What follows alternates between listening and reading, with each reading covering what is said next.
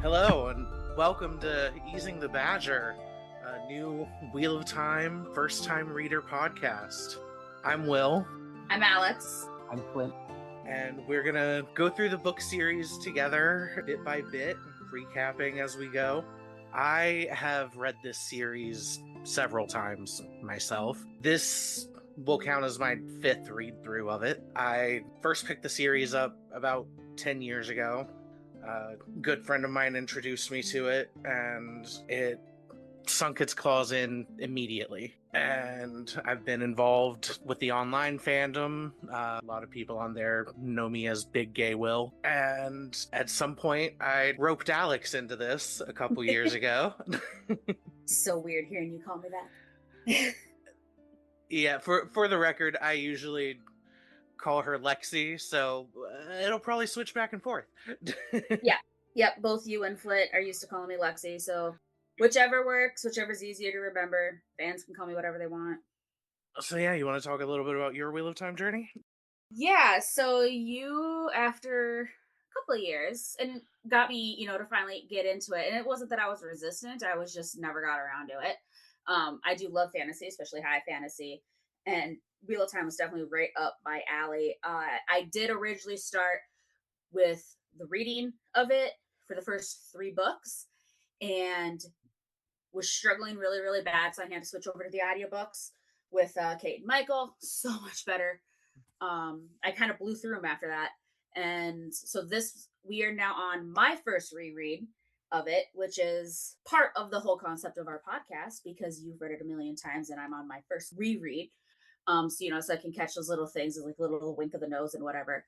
But yeah, and I will say that I was much happier restarting the series than I thought I would be. Like once I started listening again. And I'll get into that a little more when we start covering things. But yeah, that's kind of where I'm at right now. But Yeah, so I was aware of the series, and then my husband was watching the television show when it was airing.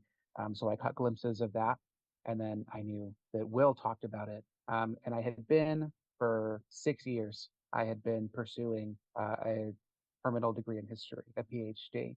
So I couldn't justify taking any time away from that to read anything else, but I am no longer doing that. And I wanted to rediscover my love for reading just for the fun of it. I haven't done that in a very long time. And I figured we had talked about this last year, this idea. And I figured if I want to read, at least one new book per month or something like that for the year, then we might as well start this and I can fulfill that goal that way. So here we are. Yeah. And the three of us have known each other for a very long time at this point. We all started hanging out online on a forum, message board. a message board for, a certain boy Author who wizard shall not be named. series that we do not claim any longer. No. And Will, you and I met each other even long before that. Yeah, a few years before that. I've known you since I was 13, so it's been. And I'm I not was going to date us. 11. I'm not going to date us, but it's been many years.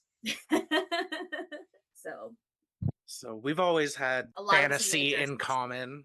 I'm very glad that I get to bring two of my best friends into my favorite series with me. I'm really excited for Flint's take on all this, knowing Flint's history with research and history and things like that, and their background with that, because I think even though it's their first read, Flint's going to catch a lot of crap that I didn't on my first go through. And I think Flint analyzing it is going to be really, really interesting to hear. Absolutely. I'm excited to have thoughts about things no that thoughts are here. fiction. Vibes. No thoughts, just vibes. Yeah. To talk about fiction and not real life. I mean, there's, of course, the influences. You can see a lot of historical influences that are in these books, a lot of mythological influences. There's Norse mythology, there's Arthurian lore, there's all kinds of things. A little touch on even British lore. Beyond that, like British mythology. But I'm also interested on the more real world applications. I'm not going to ruin anything for Flint, but I think you'll understand. You'll know what I'm talking about. There's a very specific term that I'm very much interested to see Flint's reaction to. And that giggle right there tells me you know exactly which one I'm talking about. My, So So, I love breadcrumbs. it is. I've had to be very careful in like writing up my summaries and my descriptions because I hate spoilers so much and I truly don't want to ruin anything for Flint, you know. So right. And if any listeners out there, if you want to read along as you go, we won't be jumping ahead on anything. We've talked about having me and Alex do like a side series where we do discuss spoilers, but nothing in the main episodes at all. yeah. All right. So, a little background about the series for anyone listening who doesn't know already. Uh, the Wheel of Time was written by Robert Jordan Woo! and ultimately finished by Brandon Sanderson after Robert Jordan's passing. The first book, The Eye of the World, came out in 1990, so it's as old as me. I thought it was I honestly, I didn't thought know it was a that. little bit older than that. I thought it, for some reason I was thinking it was 87. Nope, 1990. Oh, Know that. I did not know that. A And long time ago. and when did the last book come out? Well, I believe I would have to double check to be certain, but I believe it came out in 2013 Jesus. because I think I remember the 10-year anniversary of it being 2023 because Brandon Sanderson dropped some secrets then. I think that's when I started reading, right? It was towards the end of I 23. I Because believe I spent so. most of 24 listening to the audiobooks, I know. I started reading the series in 2015, so the whole series was already out by then. I know there's a lot of people in the fandom who read as the books came out, so then they would do a whole reread before the next one came out. So there's people I know that have read these books dozens of times, but I've only ever done it all the way through in one go. But yeah, so Robert Jordan passed in 2007, and then Brandon Sanderson picked it up a couple years after that, and I believe it finished in 2013. He did the last 3 books, right? Yes, I did remember correctly. Go Heat. which were initially intended to all be one book, Right. but as is the story of this series, that wasn't the case because originally Robert Jordan pitched this as a trilogy and then it wound up 14 books and a prequel. I have seen the full paperback for, I believe it was Eye of the World, is the one I read full text, like in, you know, hard copy. That's the word. That book is huge. So I can only It's imagine the rest of the series being smushed together in 3 books. So I can only imagine how big those books would be if they had been. They would be dictionary. for the entire series. The Wheel of Time is 4,369,295 words, 705 chapters, and 1,378 point of views. I wonder how long that took the monkeys with typewriters to write. It's as close to Shakespeare as we're gonna get. With that, I believe we should jump into the book, huh? So for this opening episode, we're doing things a little bit longer just to kind of get to where the action starts in the first book. Get, you know, characters introduced, get a little bit of world building so we know what's going on before we start breaking things down in future episodes. So for this one, I did the prologue in chapter 1. And then I did chapters 2 and 3, So I did chapters 4 and 5 of The Eye of the World. starting with the prologue. Yes. And in the text of the books, if you're listening to an audiobook, you might not get this, but in the printed and the ebooks, there are little chapter icons at the beginning of each chapter. This one begins with the Wheel of Time, what is ultimately the logo for the series. Chapters that have that icon generally have to just do with like fate or the world in general. So there's an icon legend as well. Yes. I had not noticed that. So now I will. Lights up on a dark, fucked up palace. There's dead bodies everywhere, struck down by lightning or fire. The walls and floors have been warped, but weirdly, none of the artwork or furniture was damaged.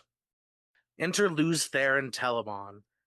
He's calling out for his wife, Ileana, not realizing he's actively stepping over her corpse. He comes across a mirror, but doesn't quite recognize the man he sees and starts laughing like a fool. Suddenly, the air ripples and out steps a goth daddy wearing lace at his collar and thigh-high boots. He clocks that Luz has lost his mind and sneers, saying he's come for him, referring to him as Lord of the Morning. Luz stops his laughing abruptly, but then starts babbling a bunch of nonsense, still trying to summon his dead wife to greet this new guest. The new guy's like, holy shit, you're crazy. Shaitan got you good.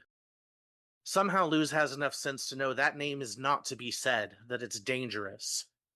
The stranger says, yeah, dummy, for you, not for me. I'm tired of your bullshit. Wake up, and begins insisting that Luz needs to snap out of it. Luz asks who he is, and he says that once he was known as Elan Morin Tedranai. Luz cuts him off, calling him betrayer of hope. And here's quoting from the book. So you do remember some things. Yes. Betrayer of hope. So have men named me, just as they named you Dragon. But unlike you, I embrace the name. They gave me the name to revile me, but I will yet make them kneel and worship it. What will you do with your name? After this day, men will call you Kinslayer. What will you do with that? Luz doesn't seem to take this in, still insisting that Ileana should be here to greet guests. He calls to her, and the floor shakes, shifting her corpse, but he still doesn't notice it. Elan Morin grimaced. Look at you, he said scornfully. Once you stood first among the servants. Once you wore the ring of Tamerlane and sat in the high seat. Once you summoned the 9 rods of dominion. Now look at you, a pitiful, shattered wretch. But it is not enough. You humbled me in the hall of servants. You defeated me at the gates of Paradisen. But I am the greater now. I will not let you die without knowing that. When you die, your last thought will be the full knowledge of your defeat, of how complete and utter it is, if I let you die at all. Luz isn't taking any of this in, so Elan is like, alright, screw this. I'm using dark magic to make you sane for a minute. This absolutely knocks Luz on his ass with agonizing pain that seems to last for thousands of years. Once it finally starts to recede, of course, the first thing he lays eyes on is Ileana. Elan says, you can have her back, Kinslayer. The great lord of the dark can make her live again if you would serve him. If you will serve me.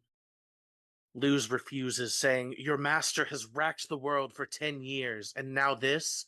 But Elan is like, 10 years? You fool, this war has been going on since the dawn of time, and will keep happening over and over as the wheel of time turns, until the shadow wins. Luz is like, bro, you killed my wife, fuck off. Remember, you fool. Remember your futile attack on the great lord of the dark. Remember his counterstroke. Remember. Even now the 100 companions are tearing the world apart, and every day 100 men more join them. What hand slew Ileana Sunhair, Kinslayer? Not mine. Not mine. What hand struck down every life that bore a drop of your blood, everyone who loved you, everyone you loved? Not mine, Kinslayer. Not mine. Remember, and know the price of opposing Shaitan. Luz remembers now and is like, oh shit. He looks around and sees dead servants, dead friends, and worst of all, his dead kids. And he knows that it was he who did this. He starts screaming and teleports away to a flat landscape near a river, far away from any other people. He still can't escape his anguish, though, and starts begging the light for forgiveness, knowing he cannot be forgiven. He's still holding on to Sidene, the male half of the One Power, and drawing it in, he can feel the Dark One's taint rubbed all over it. Just this greasy, nasty evil all over the male half of the Power, as retribution for trying and failing to seal the Dark One away. He starts pulling more and more of the one power until he's ready to burst. He cries out, "Light, forgive me! Ilyena!" and erupts into a column of light that connects earth to sky, resulting in an entire friggin' mountain immediately spawning from the spot he stood in, killing himself in the process. On the island, the air shimmered and coalesced. The black-clad man stood staring at the fiery mountain rising out of the plain, his face twisted in rage and contempt. "You cannot escape so easily, dragon. It is not done between us. It will not be done until the end of time." Then he was gone, and the mountain and the island stood alone, waiting. And then the chapter is followed with a couple of pieces of prophecy. "And the shadow fell upon the land, and the world was riven stone from stone. The oceans fled, and the mountains were swallowed up, and the nations were scattered to the 8 corners of the world. The moon was as blood, and the sun was as ashes. The seas boiled, and the living envied the dead. All was shattered, and all but memory lost, and one memory above all others, of him who brought the shadow and the breaking of the world, and him they named Dragon. From Aleph Ninterin Alta Camorra, the breaking of the world. Author unknown, the fourth age. And it has come to pass in those days, as it had come before and would come again, that the dark lay heavy on the land, and weighed down the hearts of men, and the green things failed, and hope died. And men cried out to the Creator, saying, O light of the heavens, light of the world, let the promised one be born out of the mountain, according to the prophecies, as he was in ages past, and will be in ages to come. Let the Prince of the Morning sing to the land that green things will grow, and the valleys give forth lambs. Let the arm of the Lord of the Dawn shelter us from the dark, and the great sword of justice defend us. Let the dragon ride again on the winds of time. From Charles Drianon take Halamon, the cycle of the dragon. Author unknown, the fourth age. So there is the prologue. Reading the Hell of an prophecies made me opening. feel like I was sitting in church. The hell of an opening. It is. So what all were you able to gather from that, Flint? Well, as I was reading, I obviously am seeing that there's some sort of great tragedy, but I got stuck. It was maybe the second sentence.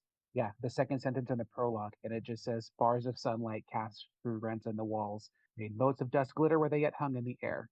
And I thought that was so pretty. I thought that was so evocative of exactly how that looks, you know? And it's remarkable to have that be such a very pretty, evocative turn of phrase, a description, to then open on the scene of absolute devastation. Absolutely remarkable. It's like something wants to be pretty here, but something is very, very wrong. And then going through the prologue, you find out exactly what, but it's all kind of revealed to you in retrospect, right? Like you're not watching the tragedy as it happens, you're watching the immediate aftermath and then sort of the reckoning for that. Yeah, it's a lot going on there. I do love the way he kind of just throws you in after the fact of everything that happened in the past, and then now we're about to jump to our current timeline, and at this point we have no idea when this was, really what this was, what was going on, but it was certainly a tragedy. Yeah. And you just kind of get pieces about these people. Something that I did as I was reading through, just it kind of jumped out to me. And maybe this is just a reflection of it being written in 1990, the conventions of the time. But Ileana, talking about her, and I highlighted a portion of text and I said, it's the first woman to appear in the book in the entire series this year. And I only know four things about her. I know her name. I know that she's blonde. I know that she had a lover, and I know that she's dead. So setting the tone, maybe, or just kind of introducing this first woman who is dead before we even got here, right? Doomed by the narrative, perhaps, perhaps not.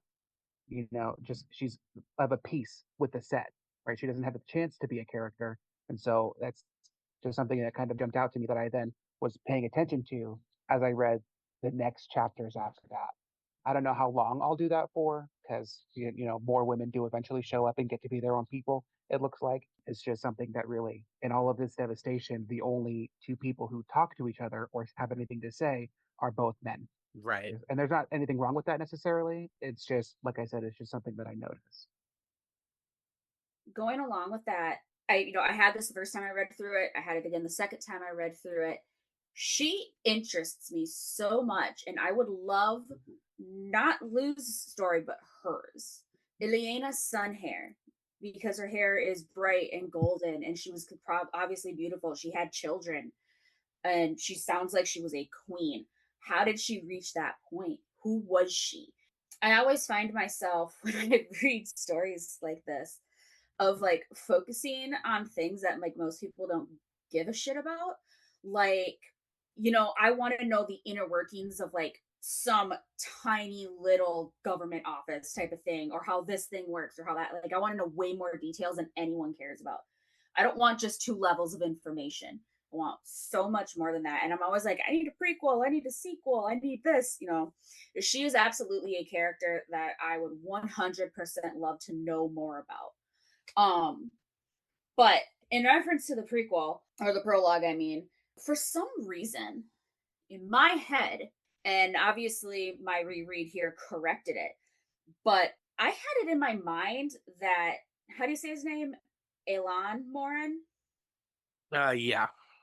I'm just gonna call him Elan because I'm lazy. That he and Luz were like old friends, and I think I had that idea because Luz did call him the betrayer.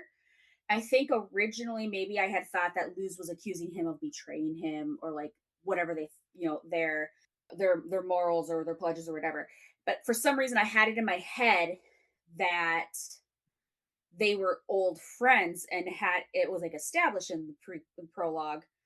So rereading it, I was like, wait a minute. Yeah, if anything, all we find out is that he betrayed the light. Right. He went to the forces of shadow. And his name is known because Yes. Luz reacts immediately when he hears it, and he calls him the betrayer. So, but I always liked the prologue. I really, really liked it the first time I read it, really liked it the second time. It gives so much description into like the visions and how the scene looks, that I have no trouble at all picturing the full setting. And sometimes that can be hard in fantasy, and any novel really, of like properly picturing what's going on or what the location looks like or whatever. There's no issues whatsoever with this. And I think it goes back to Flint talking about the dust motes and the light. It sets the scene so perfectly that you really feel like you're there. And in all the times that I've gone through it, I think this time a thing that stood out to me more than it has in the past is the fact that all of the devastation is pretty much only to the people. Like there's deformities in the walls and the floors, but Right. nothing else was touched unless one of those warps knocked something over. There weren't Right. scorch marks on any of the tapestries, I nothing like that. I pitch, the cracks in the wall or whatever, and maybe some debris on the ground underneath those cracks. But other than that, I don't picture anything in ruined as far as inanimate objects go. Whatever caused Luz to go insane and kill everyone, it was pretty targeted. Yeah, definitely a crash out. I did also note at the very end when Luz becomes the mountain, I said, uh, man literally turns himself into a volcano. Me at the slightest inconvenience. Me when I'm doing something, but I have to pee, but I'm doing something, so I can't. Right? Men will do anything instead of go to therapy. Right, right. Literally, literal commentary on the fact that men can't control their emotions. Right? Easier to just die in the most dramatic way possible. Yeah. Is he a millennial? Very millennial core of him, I think.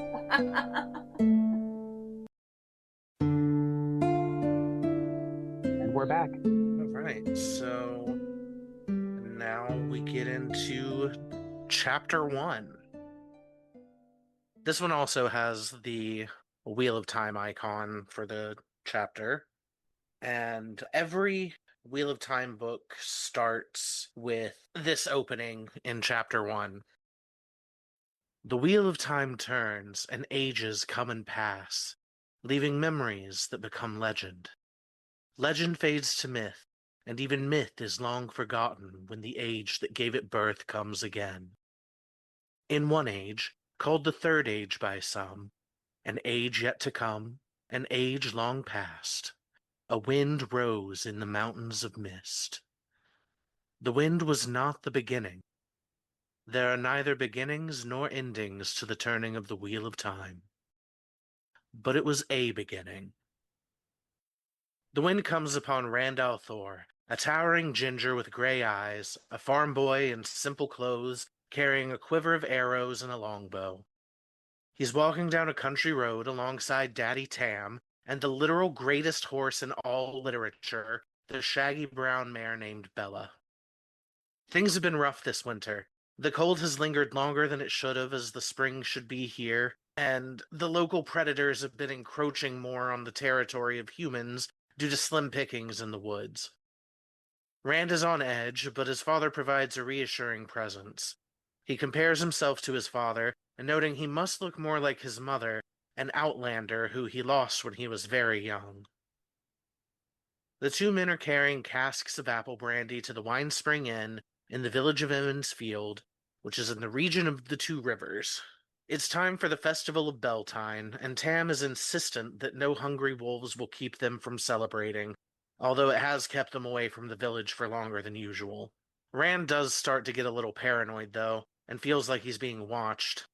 He starts nervously glancing about, and then sees right behind them, no more than 20 spans back, a rider cloaked in black upon a black horse. Rand walks backwards alongside the cart, peering as best as he can into the deep cowl obscuring the rider's face. He can't make out any features, but he's as certain as anything that he can feel a deep hatred. A hatred for all of humanity, a hatred for everything that has ever lived. But most of all, a hatred for him. Suddenly, Rand trips over a rock and stumbles, catching himself on Bella. Tam asks him what's got him so distracted, and Rand tries to point the rider out to him, but he's gone. Tam doesn't doubt him, but the rider is clearly not there. When he suggests they go back to check for hoof prints, Rand realizes something. It's windy as shit out today, but the rider's cloak hasn't moved a bit. He realizes that's weird as shit, so he says, never mind, let's keep going. We don't want to delay getting to town. Tam agrees, saying he's eager to have a pipe where it's warm, and Rand must be eager to see his girlfriend, Egwene. This makes him smile weakly, because he's a dumb boy who doesn't know how to deal with having feelings for a girl, so he's just like, nope, nope, nope.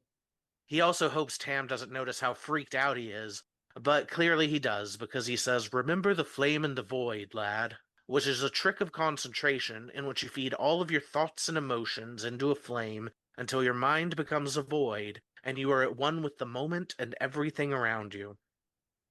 There isn't anyone else in Emmons Field who talks about weird stuff like that, but it wins Tam the archery contest every year. Rand hopes he'll place well this year too doing this technique. They finally arrive in Emmons Field, an idyllic little village on the edge of the woods. Children are playing in the street for the first time in months, the whole village having an air of just waking up after a long, hard winter. The women were finishing up their spring cleaning while the men were out making repairs and checking their roofs for the winter's damage. Several times, Tam paused to engage one man or another in brief conversation. Since he and Rand had not been off the farm for weeks, everyone wanted to catch up on how things were out that way. Few Westwood men had been in. Tam spoke of damage from winter storms, each one worse than the one before, and stillborn lambs, of brown fields where crops should be sprouting and pastures greening, of ravens flocking in where songbirds had come in years before. grim talk with preparations for bell-time going on all around them, and much shaking of heads. It was the same on all sides. Most of the men rolled their shoulders and said, "Well, we'll survive, the light willing." Some grinned and added, "And if the light doesn't will, we'll still survive." That was the way of most Two Rivers people. People who had to watch the hail beat their crops or the wolves take their lambs and start over, no matter how many years it happened, did not give up easily. Most of those who did were long since gone. Tam then gets accosted by Whit Conger, a member of the shittiest family in town. Well, one of two families. The Congers and Coplands are so intermarried that no one knows where one begins and the other ends, and they're all whiners and complainers and dickbags. Absolute trash. What are we gonna do about Nynaeve, Althor? Conger demands. We can't have a wisdom like that for Emmons Field. Tam sighed heavily. It's not our place, but the wisdom is women's business. Well, we better do something, Althor. She said we'd have a mild winter and a good harvest. Now you ask her what she hears on the wind, and she just scowls at you and stomps off. If you asked her the way you usually do, Wit, Tam said patiently, you're lucky she didn't thump you with that stick she carries. Now, if you don't mind, this brandy... Nynaeve Almira is just too young to be wisdom, Althor. If the women's circle won't do something, then the village council has to. Wit's wife, Days, then comes out and berates Wit for talking about women's business, and Tam takes this opportunity to skedaddle before she has a chance to realize who it was her husband was talking to. You see, Tam isn't just Rand's daddy, he's the hottest daddy in town, and all the married women have made it their business to see him married off to any widow or spinster they can find for him. Even Rand gets pulled into these shenanigans as women stuff him with honey cakes and tell him he's clearly not eating well, and he and Tam need a woman to take care of them, and how her widowed sister is the best cook in town, and how Tam isn't getting any younger, and then they'd start taking Rand's measure, and asking how old he was now, too. But one of the prime characteristics of Two Rivers folk is stubbornness, and Rand didn't like getting pushed into those situations, so he kept his head down and kept moving toward the inn as well. They passed a group of women erecting the spring pole and diverted their eyes because the men were supposed to pretend to be surprised to find it there the following morning, at which point the women would dance around it and entwine ribbon around the pole while the men sang. There would be lots of singing and dancing all day, along with contests of archery and the sling, foot races and the quarterstaff, tug of war, and even prizes for best singer, dancer, or fiddler. Most years, Beltane marked the point where spring was well underway, but even with the chill clinging to the air, they couldn't put it off any longer. They needed some cheer. Rumor even had it that this year there would be fireworks, so long as the first peddler of the year arrived on time, and they hadn't had those in 10 years, and the whole town still talked about them, because it's so freaking boring there. They finally reach the Wine Spring Inn and are greeted by Bran Alvier, the mayor and innkeeper, as well as Egwene's father. The rotund man asks why they've arrived so much later than usual, and when Tam says the weather has him not wanting to leave the farm, Bran scoffs and complains about people coming to him like he can do anything about the weather. An ill omen, a scratchy voice announced. No storks nesting on the roofs at Beltane. Sinbui, as gnarled and dark as an old root, marched up to Tam and Bran and leaned on his walking staff, near as tall as he was, and just as gnarled. He tried to fix both men at once with a beady eye. There's worse to come, you mark my words. The men are like, what are you yapping about, you old coot? And Sin promptly starts complaining about Nynaeve, saying that not only is she too young for the job of wisdom, but when you ask her to listen to the wind about when winter is going to end, she just stalks away. I think she isn't telling us that winter is never going to end. And also, she's turning the frogs gay. While they're all distracted with arguing about how tinfoil hat Sinbui is, Rand gets pulled away by his friend Matt Cawthon. Come on, man, I've got a badger in a sack waiting to be unleashed on the green to scare all the girls. Rand is thinking, bro, we're like 20 now. Why are you still like this? But just says he'll meet up with him later after he finishes unloading the cart. Matt's like, dude, fuck that. Fine, forget the badger. There's strangers here. Rand is gagged and is like a rider in all black? And now Matt is gooped and is like, oh shit, you saw him too? That dude scared the shit out of me. Like, what if it was the dragon? Or one of the Forsaken? And Rand is like, sure, Jan, and maybe it was the Shadow Man. Matt's like, whatever, dude. I told my dad and a couple of the guys, but none of them take me seriously. Rand is like, yeah, my dad thought I was jumping at shadows too. And Matt's like, okay, so let's tell someone. There's two of us now. You can corroborate. But Rand is still skeptical that anyone will believe them because Matt has kind of always been a little shit, and it wouldn't be the first time he had roped Rand in on one of his pranks as well. Just then, Tam comes up and is like, ah, Matt, so good of you to help us unload the cart. If you two hurry up, you'll be able to see the Gleeman too. The boys freak out because a Gleeman hasn't been here in a long ass time, and they're excited to see one perform. But then Matt's like, wait, does he wear a black cloak? And Bran laughs, explaining that, like all Gleemen, his coat is made up of hundreds of multicolored patches. Sin Bowie starts moaning and groaning about the cost of Gleeman and fireworks and how the peddler still hasn't even shown up. So, like, what are they going to do if he doesn't show up on time? Throw another festival just for the fireworks? Bran implies that he's going to get Sen for leaking the rumors by complaining too much where people can hear. So Sen is like, oh, I'm just an old man, cold in my bones, need some warm cider, peace out.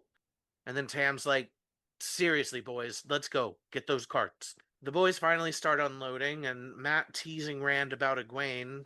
Rand freaks out, because girl, oh my god, girl, what do? And that's the end of chapter 1. Sensational. My summaries for my chapters will not be nearly as fun as yours are. No, I mine was are not. better. I was not at all sure what I have a level of little detail humor to go thrown in. in mine, but mine are definitely not like that. No, I saved all of my humor for my little as I was reading through. I put little notes at different parts of text, so that's where all my funny is. I think it's funny anyway. That's all that really matters is amusing yourself. Right? Yeah. So what'd you think of what'd you take away from the chapter, Flint? A couple of things. I understand one of the things that Will had said to me before we started was about being able to see how these authors approach world building. And the one part it says no woman would let Beltane come before her spring cleaning was done. And I really appreciate how like focusing on, one event like this kind of lets you build a whole world around it. Right. I at the time I didn't know much of anything about Beltane, but I could figure out from this that it's a way for people to organize their daily lives, right? And set deadlines. Will they be expected to entertain? And that's why the cleaning has to be done? Or is it bad luck to start the springtime, a new year of growing and harvesting with a dirty home, Why right? not both? Why not both, right? But getting into the mental lives, I mean, these are fake people, they're not real, right? But making them They're seem real to tangible, me. Still right? real to me, damn it. Making them seem tangible by having some sort of routine to their lives where they don't just exist as part of the set, as part of the scenery, right? These Right. are people and they have lives and their lives have rhythms to them. That's really important for building a world that you can really feel yourself navigating. So I thought I really enjoyed that, just that little piece. I was also very interested in the idea that there are like ages can come and go, but the wheel of time turns without beginning or end. As when I was doing um, history work in a master's program, we talked about different ways that people have tried to write history, right, and conceived of it. And there's a school of thought in France that produced a series of works, and it was like a totalizing history, right? So they would pick a place, and it would be like you could think of it like a glacier, perhaps, right? Like so there would be, and the lives of the people in the location are like the tip of the iceberg, right? But then that place, the buildings have a history. So there's like an archaeological time, right? So there's a people history, there's an archaeological history, and then eventually you get to like the environmental history, right? You can get to an environmental time. You know, grass grows here. How long did it take for that to happen? Right. And then even below that is like geologic time, right? The idea that the way that the earth itself moves and shifts and changes in weather, things like that, how all of that then builds a place with an environment that is conducive to human civilization, which then develops in certain ways and lets people live their lives in certain ways on top of that, and then make certain choices based on their lives. Right. So I'm interested to see sort of this conception of how this time works, how the wheel of time turns, or how it relates to the lives that people live. Because I don't know at this point still if the wheel of time is a physical object or not. Right? I I'm don't know so if excited for it's you to diegetic. discover more about it. Yeah, if it's diegetic, like it exists within the world as a physical object, or if it's like a metaphor, right? Or if it's some sort of metaphysical thing that exists beyond, outside the scope of human interaction, right? So I'm very interested to see how that works. It's just, again, the history thing. I'm very interested in how people conceive of time passing and the meanings that they attach to those things as time passes, change over time, that kind of thing. Right. Well, The two clues that we have so far are that in the opening paragraph of chapter one, it says that we are currently in the third age, which is an age yet to come and an age long past. And then the little prophecy things or historical documents or whatever they were said to have been from the fourth age.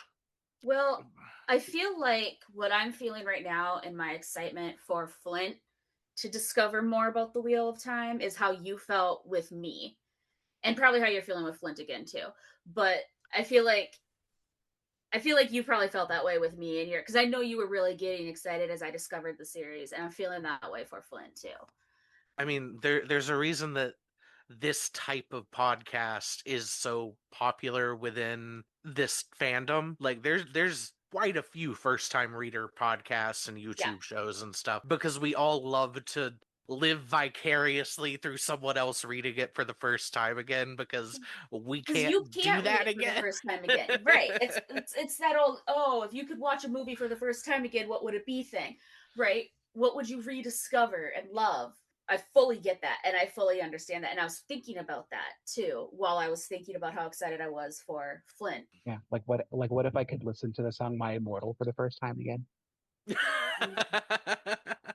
Yeah, what I would give. I did also um note. Oh, what's up?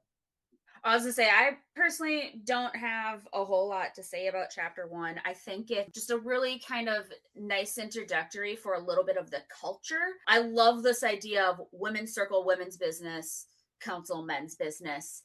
It's so funny to me because it feels like something so old that like when they were much smaller they just and they were more of a tribe than a village in the area, and they're like, okay, men can do this, women can do this, and it grew from there. And as things evolved and became more complicated, this is strictly women's stuff, this is strictly men's stuff, and don't you dare get involved in women's stuff. Mhm. You know what I mean? It's just it's really interesting to me to see what's his name, because the guy's wife being like chewing her husband out for complaining about the wisdom. You know what I mean? Like, how dare you get involved in women's business? Get it together. Yes, ma'am. and and Right. That's we right. have no idea how Days Conger feels about Nynaeve. All she said was that it's none of Wit's business. Right. She might hate Nynaeve just as much as Wit, but that's her place, not But that's his. exactly, that's her prerogative. He's not allowed to comment. And I feel like we'll see a lot of this throughout the series in different ways. Mhm. And it's a 14-book series.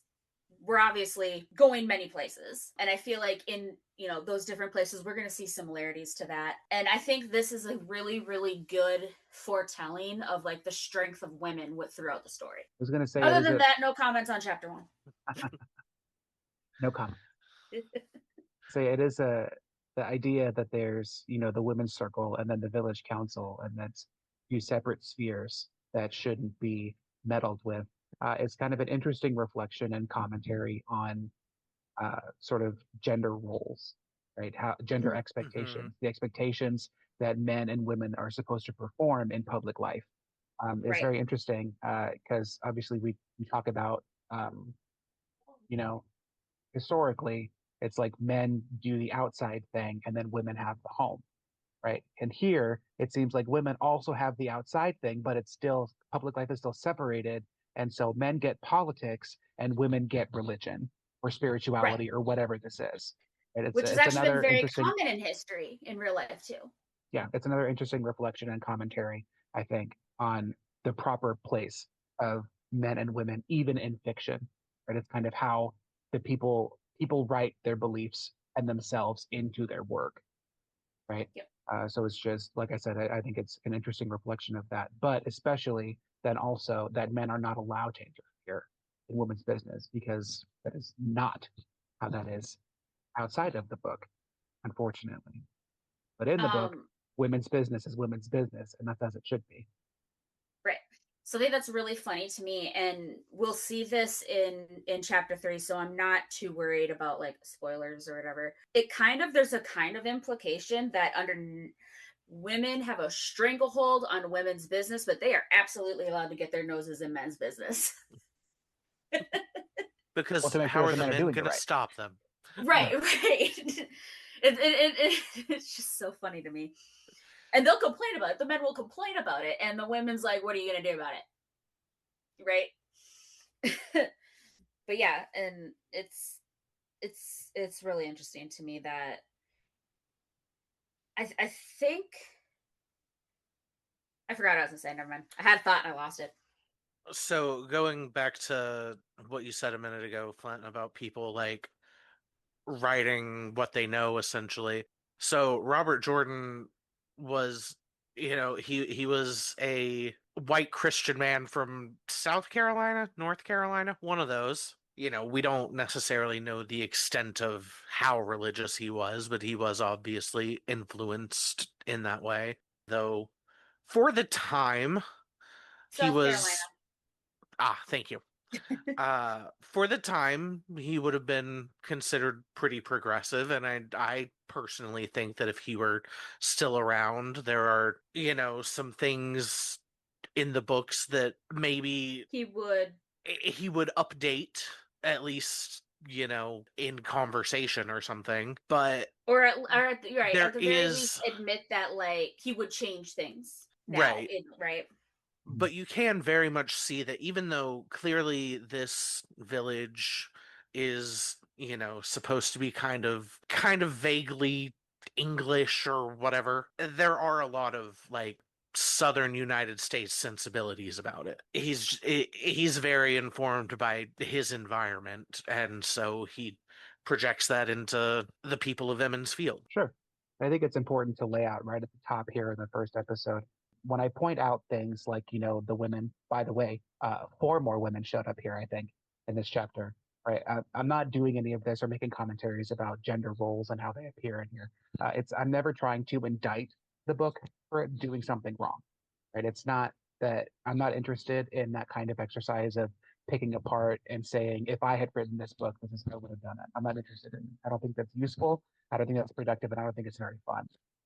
Right. So all of the commentary, all of the things that I'm picking out and things that I find, if I'm commenting on them, it's never to say this is wrong and he shouldn't have written it this way, because regardless of how I think about that, he did, and the book is here, and it's been here for 35 years, almost 36, right? At least.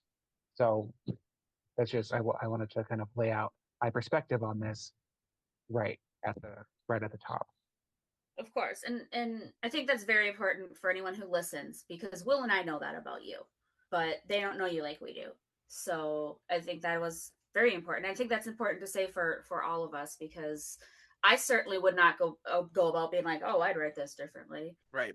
And like, I mean, this is my favorite book series, but there are plenty of things within it that I'm like, That's problematic. hmm, but Yikes. it's there. Right. So it's just all that there really is to do is discuss it and sort of how things might be different now or something like that. And it's, not to apologize for it either. It's also not very productive, I don't, but it just, you take the text as it is and Right. kind of work with it from there. All right, so we've had our bell singing through the little town full of quiet people moment. Are we ready to move on to chapter 2? Yeah, let's go ahead and do that. So, chapter 2 is titled The Strangers. And we begin in chapter 2 with Rand and Matt hauling the first couple of casks into the Wine Spring Inn.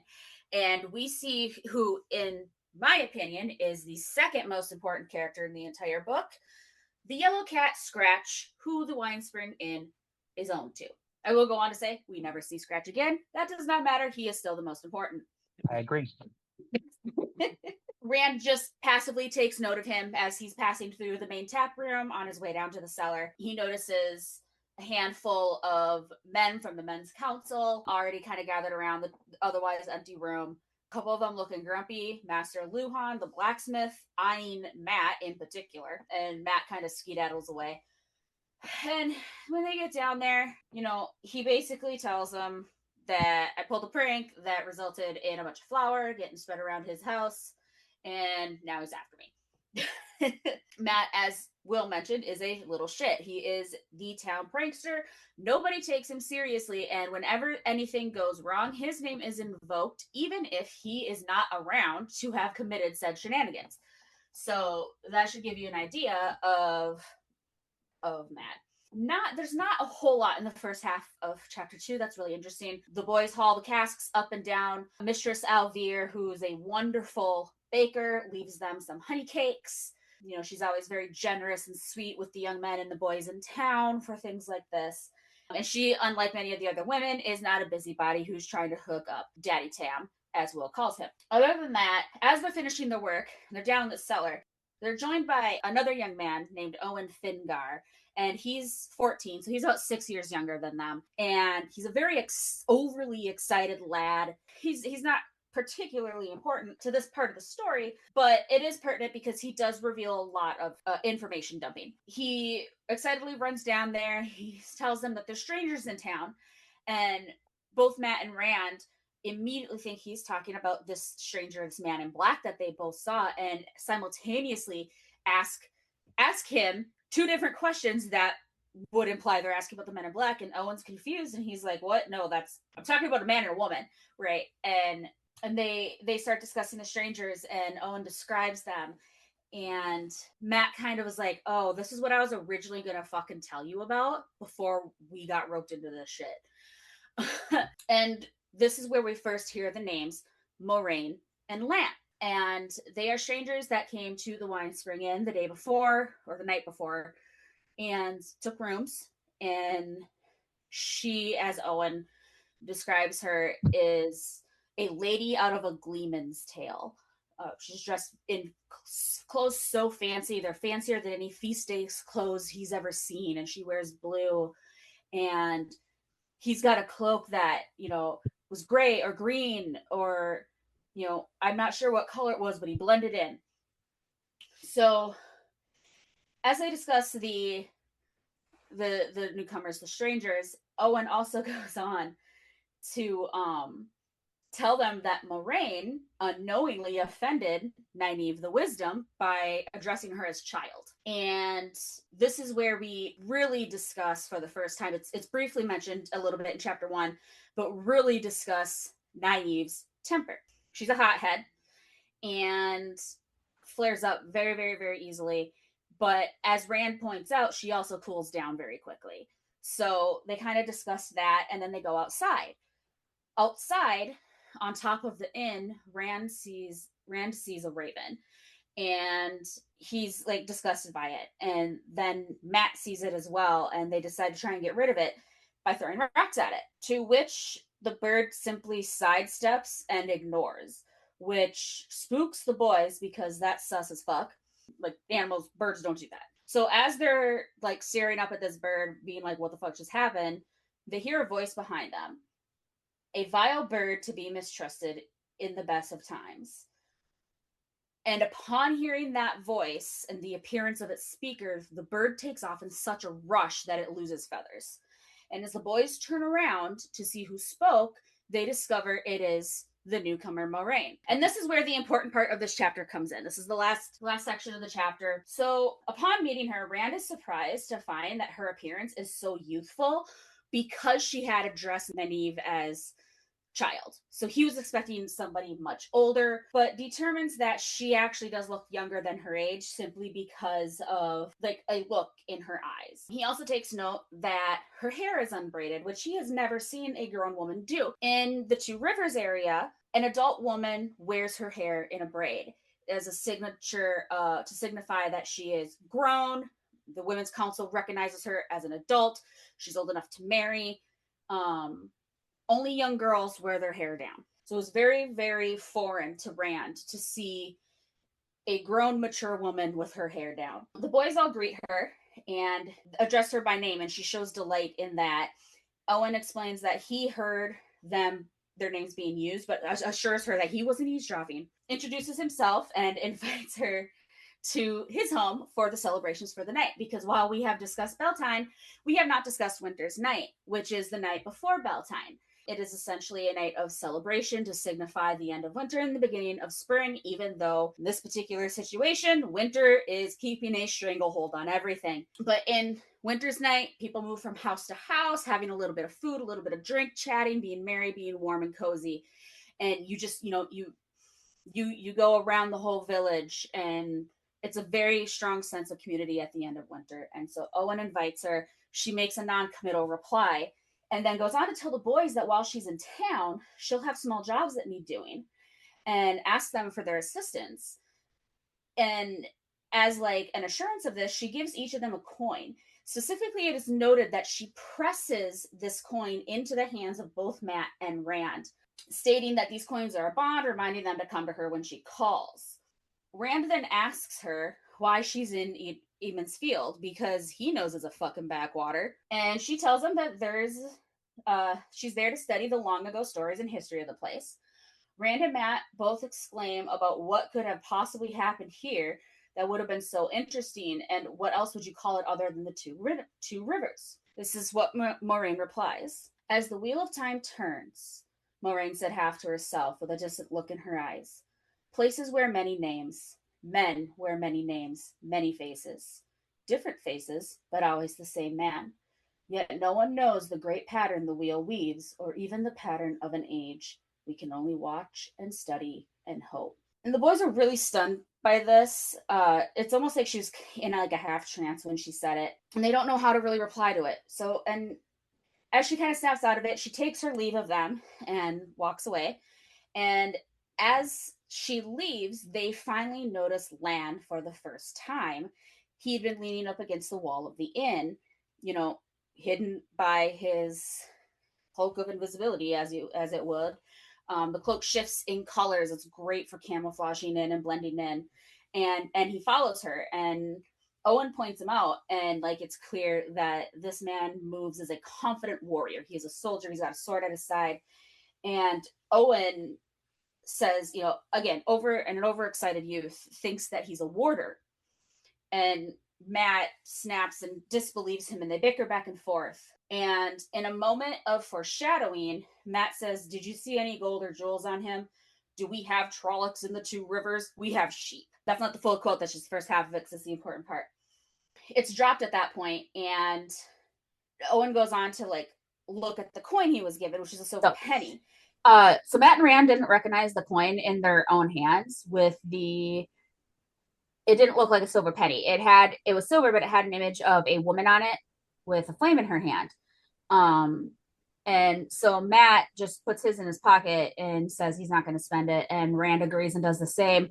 And Owen's a bit disheartened by this because he wants to copy the older boys. So he's like, "Do you think I shouldn't spend mine either?" And they try to convince him to spend it because they recognize that he was given something different than them. And he resigns himself to not spending it anyway, and he pockets it. And so they try to cheer him up by reminding him that the Gleeman is going to be in town too. And just as they're doing that, they hear cheers from across the way, and they look over and they see that the long-awaited peddler has arrived. So the peddler, being very late, probably due to all the winter storms and stuff, is a point of, oh my God, he's finally here. We can get our goods, news from the outside. And that's where the chapter ends. Quite so. So, as I said, the beginning part of the chapter is just kind of them discussing Moiraine and Lan and descriptions of them, but the pertinent stuff comes after that. I think I had kind of gotten into the rhythm of reading by this point. So I wasn't making quite as many notes. I think I did very much appreciate, because as I've mentioned, I was doing history before I stopped, and I had been working on that for 20 years. So when she said, I am a student of history, a collector of old stories, I was like, you know what? I might have to stand. I knew you'd appreciate that. I Love knew a you history would. queen. Me too, girl. Me too. Yeah, I was wondering what you would do with that. Mhm. It's so again, it's so interesting to see now how the male characters are written versus the female characters, right? And the things that they say. And I guess it doesn't seem so much like a first person story, like the perspective, I guess, would be like third person limited, I guess, right? Mhm. So Yeah. we're kind of receiving everything through the filter of Rand, right? But it is just it's interesting because then all of the people around him appear in relation to him, and you don't get much of a sense of anything other than how he feels about it. Um, Right. and it's especially because someone like Moraine seems like bewitching almost. Yes. But I can't tell if that's just because he's so like wrapped up in her, because she's so fancy and pretty, like out of a Gleeman's tale, Hmm. um, or some sort of unconscious aspect of whatever she's got going on. Right. Yeah. So it's just Yeah, it's just interesting. Emmons Field is so backwater, they don't even ever see nobility in their entire lifetimes. It Right. reminds me of home. It reminds me of my hometown. Right? Ain't shit going on there. I appreciate in the discussion, I always think it's really funny that Rand was basically like, what are you doing here? Of all places. Like, why? Can't be anything that interesting here. It's like Right. that's not up to you, though, because clearly she's here anyway. There is a comment that I did kind of skip over that I want to touch on solely because you brought it up earlier. And it's after she leaves them and they're talking with Owen and they make a comment, they're still pondering like what could have happened here so many years ago. And I think it's Rand, I'll have to double check. And he's like, well, they say the inn's been here for 1,000 years. And Matt makes a joke like 1,000 years of sheep or whatever. But that's not the point. My point was Rand's line and you going back and talking about that wheel of time and the layers and the culture and then ecologically and then geologically, and I think that made me think of that line, so I'm like, I'm going to bring that up later, but I think that ties in nicely to what you had said earlier Yeah, about the history and the changing, and they can't possibly know what was there 1,000 years ago. yeah, because whatever was all gone. And it actually, I did have a thought as I'm reading through, and the way that it's framed, right, that these ages come and go, and the wheel of time continues. It seems like, and I don't know if the end of an age has to be the annihilation of the age and all the people in it. I don't know if that's what's required to be considered the end of an age, or if it's just a major sort of shift in how people interact with each other or whatever it is, right? But if Right, it's that's like a also segue. then right, then that's also like considered, if it is annihilation or destruction, if that's also like considered like a natural, inevitable part of the story, right? Because I Right. was thinking even about like geologic time, right? Even the Earth had a beginning. Right. The Earth didn't just come from nowhere, and you can trace that until eventually you get to a point where there wasn't an Earth, so there wasn't anything happening. Mm-hmm. But which is again why I'm not quite sure whether the wheel of time is a physical object or not. Because if it's always No. been going, is it just like a metaphor for time itself, like a visualization of how time is perceived to work, or Right. a physical object? So again, I'll be interested to see how that goes. And even the beginning of the Earth was not the beginning, but it was a beginning. Right. That's true. Very hot implosive beginning. I do want to touch on the description of Moraine and how she is viewed specifically from like Rand's description of her. Because you were talking about kind of being like entranced by her and stuff. And there's a pertinent part. So she's a short, pretty woman with dark hair that's worn unbraided. And again, that is something that they take note of, that Rand notices because he's never seen that before. And I think that alone probably throws him off. Mhm. And she's got dark eyes with a knowing look to them. But this is what interested me, and I was actually very interested by this in the first time too. Is she wears a chain in her hair with a blue stone fascinator in her rests on her forehead, And that is very attention drawing, no matter what else she's wearing. But she's also dressed very finely, very richly. Her cloak is sky blue with heavy silver embroidery. Her dress is a darker blue, and it's got, slashes of cream in it. She's got a heavy gold necklace, a wide gold belt, and then coming back around to the Wheel of Time, on her second finger of her left hand, she is wearing a golden ring of a serpent biting his own tail. And Rand recognizes this as a symbol for eternity that's actually older than the Wheel of Time being used as a symbol for eternity. Yeah. So I think that definitely circles back around to what you were talking about for sure. Yeah, like in the Ouroboros, Yes. right? Which I think also appears in what is it, the Never-Ending Story? I've not read No, that that's either. Two Snakes. But it does appear in Norse mythology, the snake. Yeah. Is Um, that Needhog? yeah, I can't pronounce its name, but it is a child of Loki. It encircles the tree and eats its own tail, which has always been a symbol for eternity. So what did you think of her? As compared, because we haven't actually met Egwene yet, right? Right. Meet Um, her in the next chapter. yeah, it seems like, and I think it's because they're kind of isolated. She seems almost alien, right? Like she lives life at a totally different pace and scale, and she sees things at a different scale. And that kind of makes her otherworldly, is kind of how she's presented, at least to these kids from the sticks, right? Right. And to tie into that, even the observance of their clothes is described as being odd. Right. So yeah. And it makes me think, like, what must it be like wherever she came from, right? Does everybody dress like her? Or is she everybody that lady that Owen that says she is? Right. Right? Is she a noble woman of some kind or whatever it is? Yeah, no. And it's like my initial instinct is to like her, but she doesn't really give me much to dislike, right? So yeah, and there's not really anything that makes me want to distrust her either. It just seems like if nothing else, she's at least something interesting. Yeah. Right? Someone interesting that doesn't come to this place, of Beltane every year.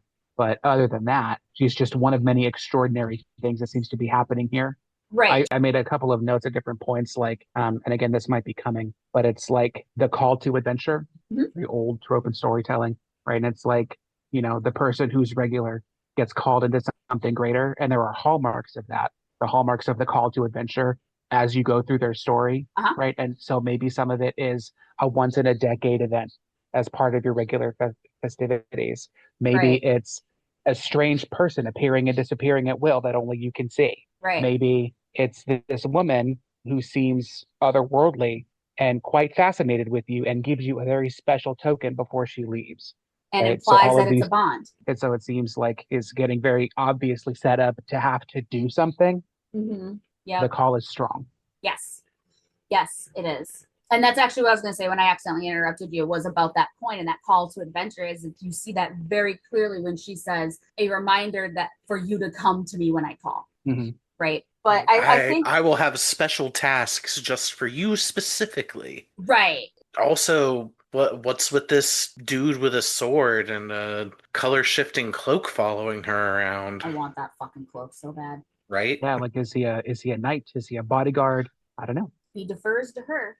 So you were talking about like how she's a stranger and she hasn't really given you a reason to like dislike her or distrust her. To me, that made me think of like the whole idea of like she's mysterious. And just because something's mysterious doesn't necessarily mean it's bad. Yeah. We don't know. But I feel like in a lot of media, we are trained to be suspicious of people who are mysterious. And yeah, that's true, especially mysterious women. Right. But just in general, mysterious people. And so I remember the first time reading it being like, definitely like wanting to keep an eye on her. I mean, whether she's, a foil or not, she's absolutely it's clear she's someone we need to keep an eye on. So, yeah, she's a mover just by virtue of being somewhere. She gets things moving. Just by virtue of being someone notable early on. Well, what do you think of all this? You've been quiet. I'm just taking you guys in because I It's really hard to divorce myself from what I know of the future right now. Right. We're so early in these introductions. Oh, I know. I've I been don't really want careful about the things I've been to. saying. Well, I appreciate it. it 'Cause I'm sure that like questions that I ask are things that are going to get answered.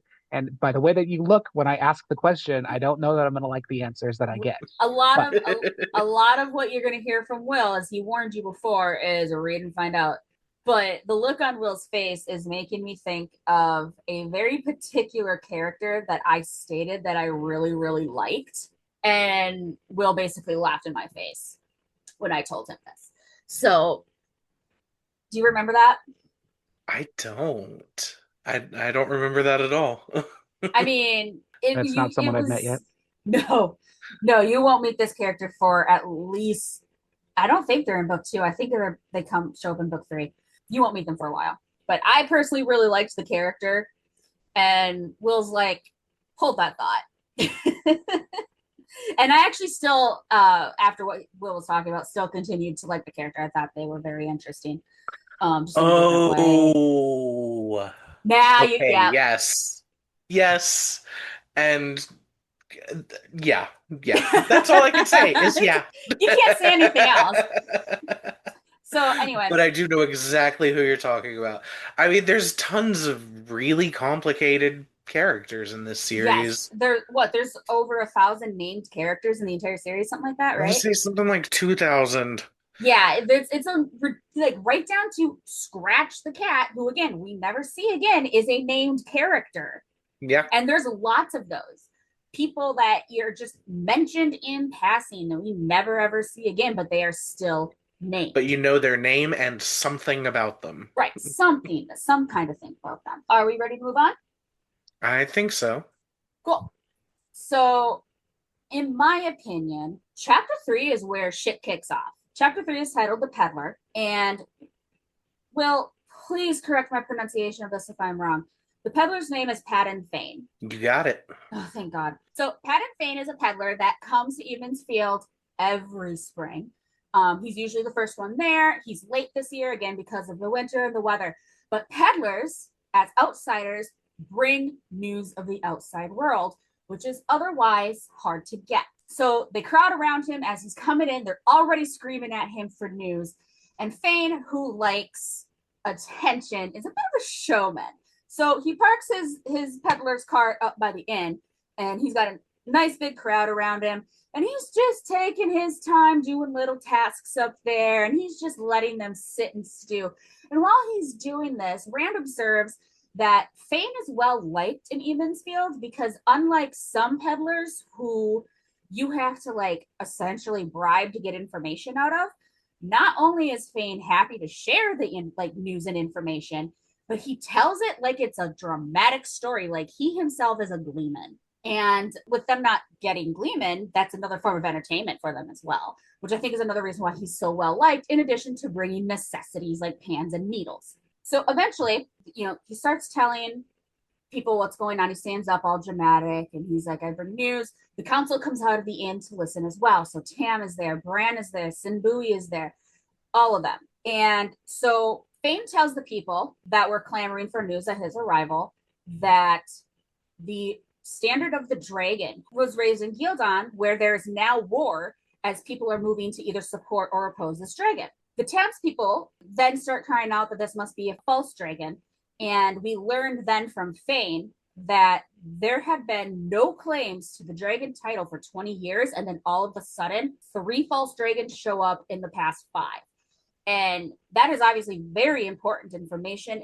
It speaks of unrest in the world beyond the 2 rivers. As I mentioned, the council came out, and the townsfolk are essentially in complete denial, right? They're like, no, this is another false dragon. He's not real. Sambui speaks out against the rest of the townsfolk, and he points out that, first of all, Fane never said this guy was a false dragon. And as much as I hate to admit this, I fucking agree with Sin. He makes a goddamn good point. He points out that the cold is horribly late this spring. There's a lack of crops. The wolves are horrific. They're even coming into town sometimes.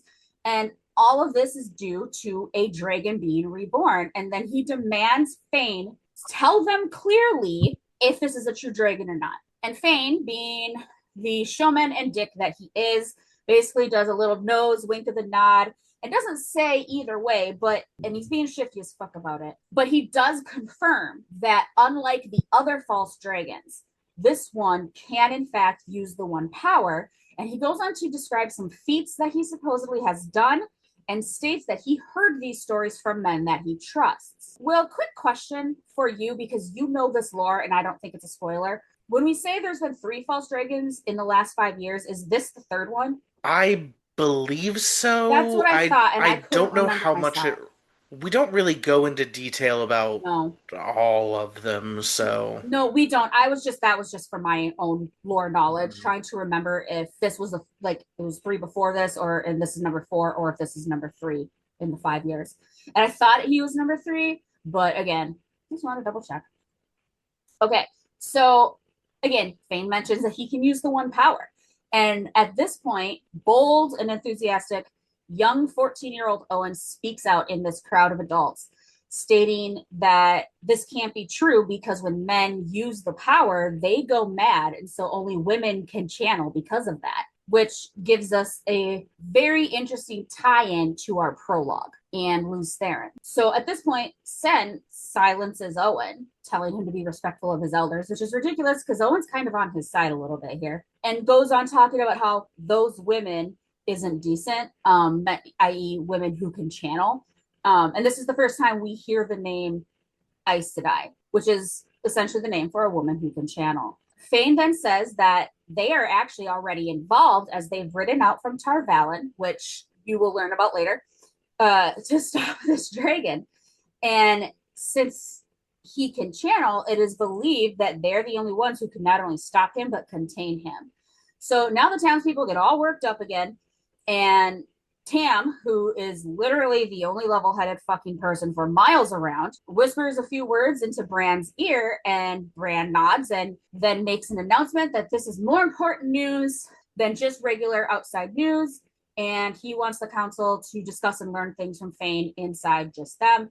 Fane agrees. So they all go inside. The townspeople get enraged. We deserve to ask questions. We deserve to hear it. And Bran says, you can do that when we're done, but we want to ask our questions. So they go inside. Things start to die down. People start to disperse. And Rand reflects on the news and on the names of the places that were spoken of. And he thinks of it all as, quote, sounding like an adventure, one long adventure, a whole lifetime of it, end quote. And honestly, if that is not clear foreshadowing for 14 fucking books, I don't know what is. Also, during this point, as the crowd was gathering around Fane in the beginning, Rand and Matt are joined by the third member of their trio, Perrin Avara. And just a little description of Perrin. He's about half a head shorter than Rand and Matt, but he's very, very broad with really thick arms and shoulders, and that's due to him being the blacksmith's apprentice. The only other real description we have of him is that he's got curly hair. He's very friendly. He's a polite young man. As they're working their way through the crowd, and he's a big boy, he is apologizing to people for shoving past them, even though they're not even paying attention. And so we meet Perrin there. And as Rand is having these thoughts and reflections on the adventure of a lifetime, he and Matt rejoin with Perrin and discuss things. And it's during this discussion, this conversation, that we and also we learn this a little bit from a couple of things said by the crowd earlier, but it's not really, it's more like hinted at. But it's generally considered that the dragon is basically considered as bad as the Dark One himself by the average person. Some people even believe he's a servant of the Dark One. They also believe that the Aes Sedai, if not servants of the Dark One, which there are stories that they are just not good to be around. And as they're discussing all this, they get off onto a topic of the Dark One, and Matt starts telling a story about how another young man had said the Dark One's name, and then he was trying to get him to say it again. And it is during the time that he's telling the story that the Wisdom herself, Nynaeve Almera, approaches. And she is with Egwene. And she immediately starts scolding Matt. You know, she's only a couple years older than these boys, but because of her presence and her position of power, she basically appears to be much, much older to them as she's chewing them out, essentially. One thing that I really take note of with her is that she appears overconfident, I think, because she's so insecure of her position that she's trying to make up for it. You know, look at all the complaints about her and her age and things like that. And I think that has a lot to do with her anger issues as well. But we can get into that in a minute here. Let me finish this up. So while she's scolding Matt for that, Rand kind of focuses in on Egwene, and you know, as Will mentioned, it's made clear that he likes her, but he's a dumbass and doesn't quite realize that he's like in denial about it. And he has a thought about how he doesn't like know what to say to her, how unlike Perrin, he has always had trouble talking to girls. And this is so goddamn funny to me. I just think it's absolutely hilarious because I think that's Will knows what else I'm thinking about. I don't want to ruin anything, but also that is just a thing boys do. Oh, my buddy's better at this than me. You know, I'll ask him how to handle it. So the boys tell Nynaeve about the news from Fane, and as Wisdom, the young woman, again, who's only a few years older than these boys, goes into the inn to join the conference of the council. And this is hilarious to me because once again, it is a woman getting involved in men's business, specifically the Wisdom, which as Wisdom, I think it gives her a little more power in that area. But because there's so many people against her, specifically Samui, that her entry that inn did not go over well. I am convinced of that. So Egwene remains behind and she speaks with Rand. She removes the hood of her cloak, revealing that her dark hair has now been woven into a braid, which is a sign that the women's circle has deemed her a woman and old enough to marry. And she tells him that Nynaeve is training her to be a Wisdom and that she has the potential to hear things on the wind, which is a skill that Wisdom should have, but not all of them do. I do believe it is mentioned at some point that like even the ones that don't have it pretend they do because it's expected. And Rand argues with her about this and her plans to potentially become a Wisdom because one, Wisdoms typically don't marry, and two, her specific plans are about moving and becoming Wisdom in another village. He wouldn't get to see her again and all this other stuff. And I don't think he really realizes why he's so angry about this idea. So they argue, and she doesn't leave, but she does turn away from him in anger. And then it's at this point that Matt and Perrin, who, when Nynaeve had left, had stepped away so Rand could talk to Egwene, return to him. And Matt then tells Rand that Moraine gave a coin, the same coin, to Perrin as well, and that he too has also seen the Black Rider. And they discuss this a little bit, and Egwene, who'd been listening in, demands an explanation and then scolds them all for behaving like children, spreading rumors, etc. And then just as she's about to continue her scolding, a man comes rushing out of the inn like he's being chased, and that's the end of the chapter. Ooh, mystery.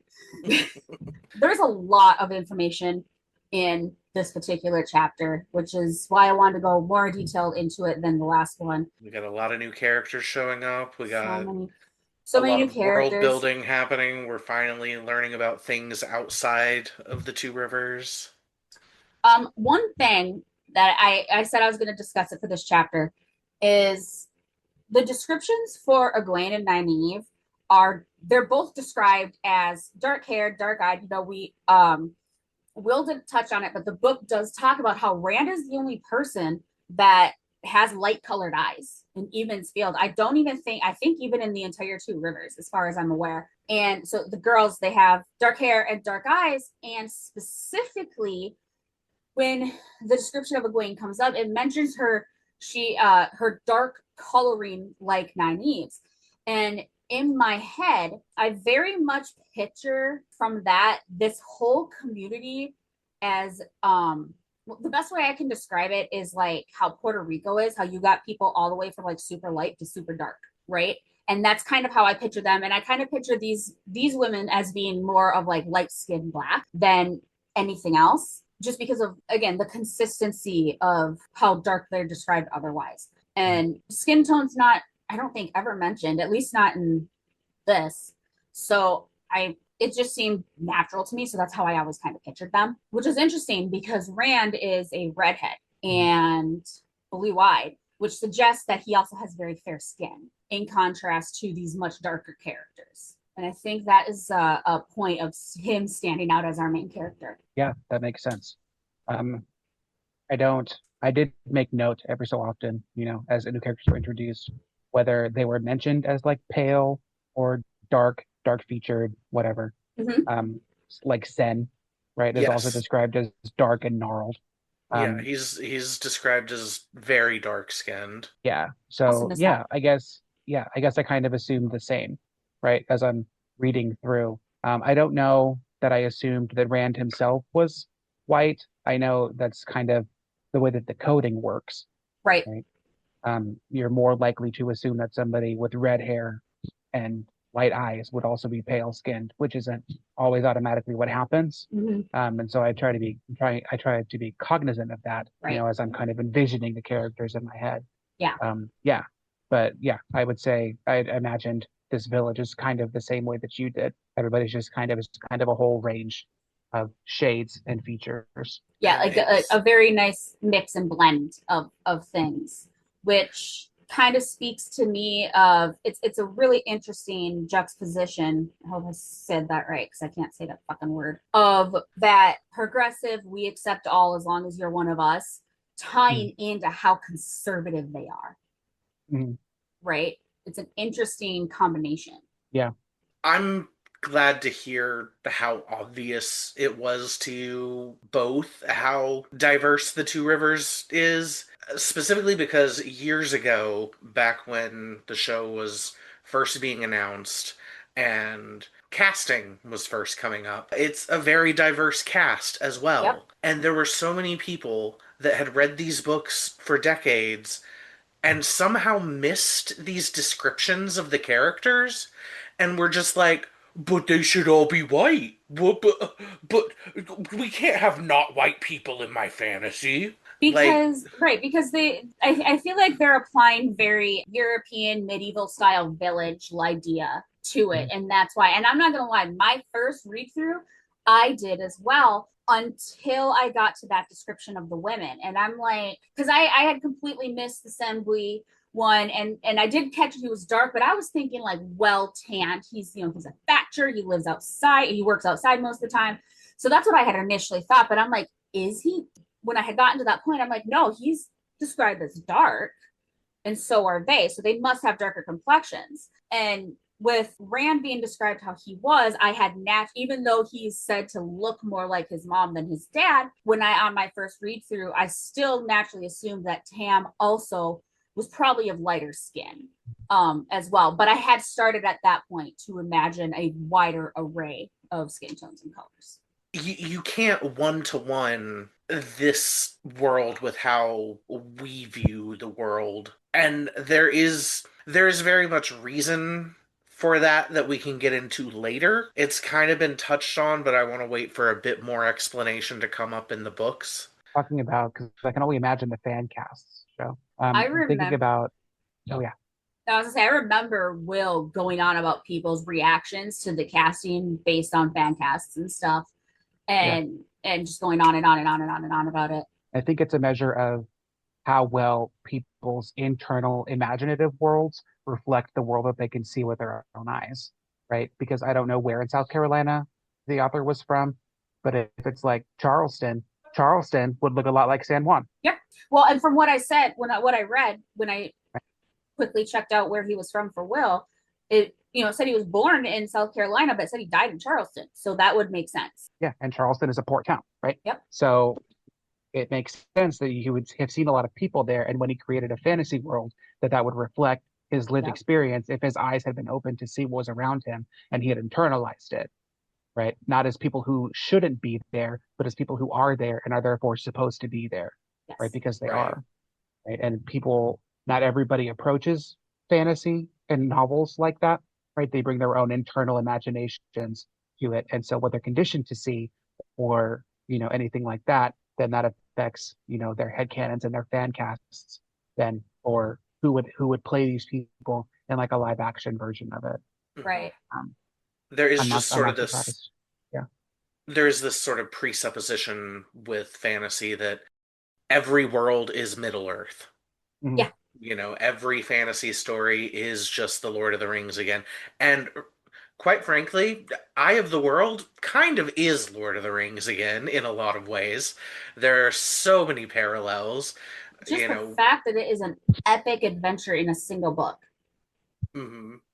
But it isn't until the second book, I would say, that the series really kind of gets its own identity outside of just being Traditional fantasy fantasy. genre. Yes, exactly. So yeah, you can kind of understand why people might jump to conclusions that this is, a traditional Eurocentric look, Mm-hmm. but that in the text is not the case. Right. Speaking of parallels, one interesting one that just occurred to me, because we finally met Egwene here, and I had been interested to find out about her since she was mentioned in chapter one. And I was very interested because I was like, another woman, but she seems maybe weird or unsettling or uncomfortable or antagonistic. I don't know, Mm-hmm. but I'll be very interested to see what happens with her. And now she's here, and I'm like, yay. Um, Right.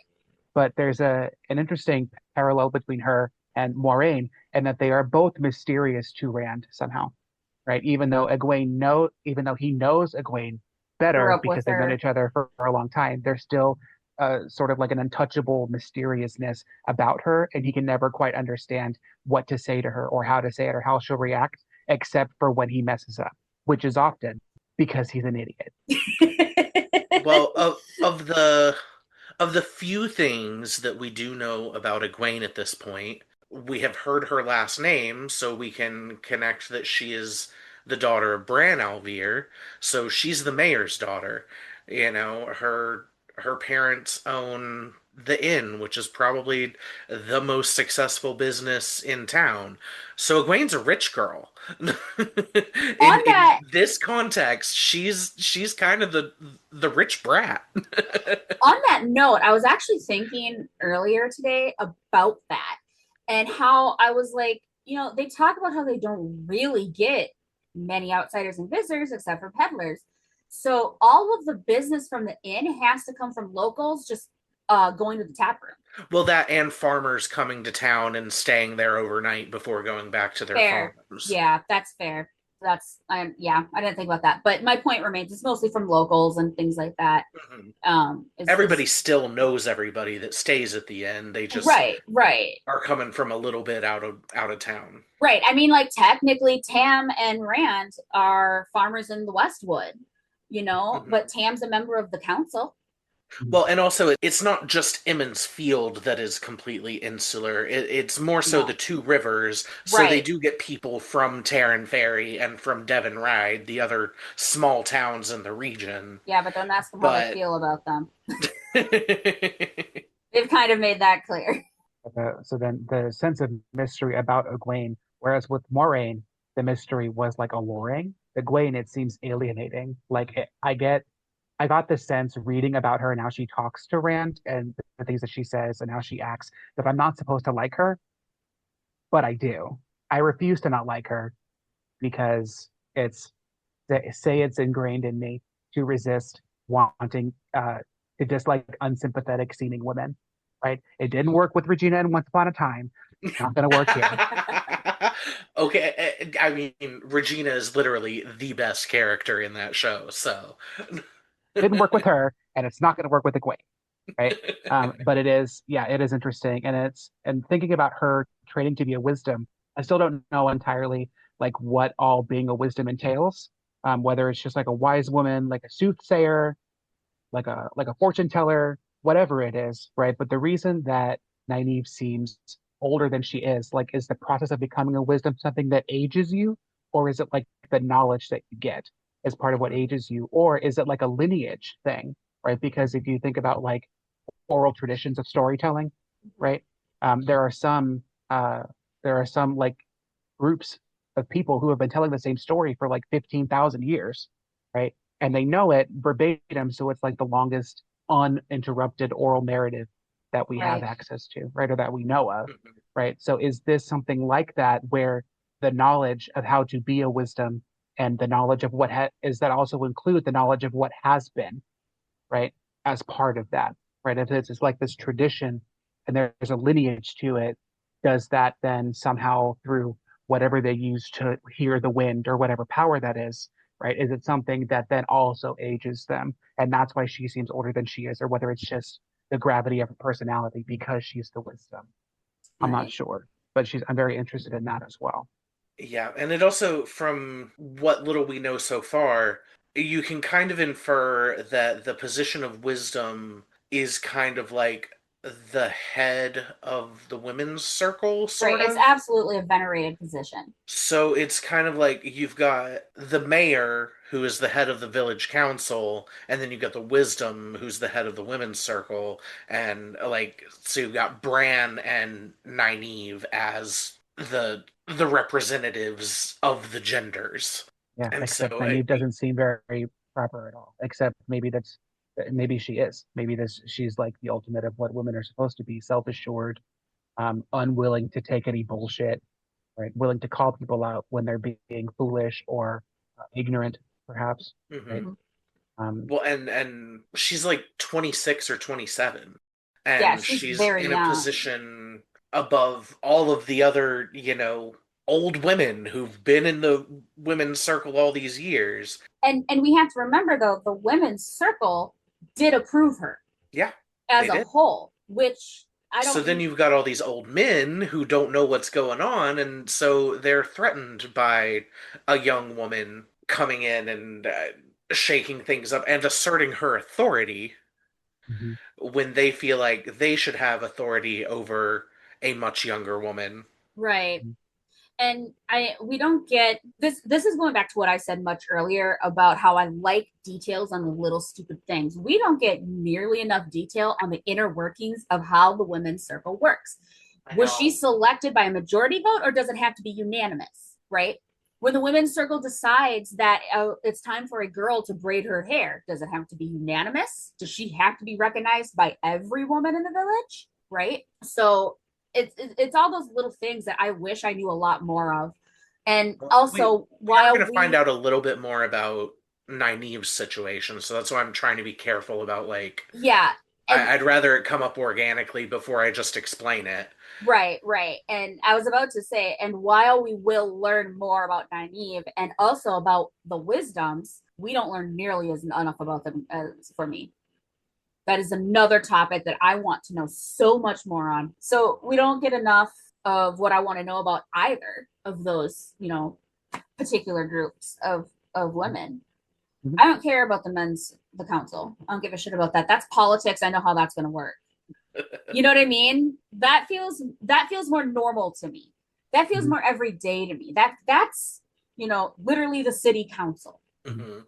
But the women's circle and the wisdoms and those traditions are new and foreign, and I want to know more about them. And it makes me wonder if, like, had the book been written from the perspective of a woman character, if we would have gotten that, right? Right, Because part of it, I'm sure, part of this blindness is that Rand is not a woman, right? right. Yeah, He's not Rand going to has be no idea privy, what goes As on you there. said, third person limited. right? He's not going to be privy to what goes on in the women's circle Mhm. because he's not meant to, right? There are some things that we just have to be okay with not knowing Right. Mhm.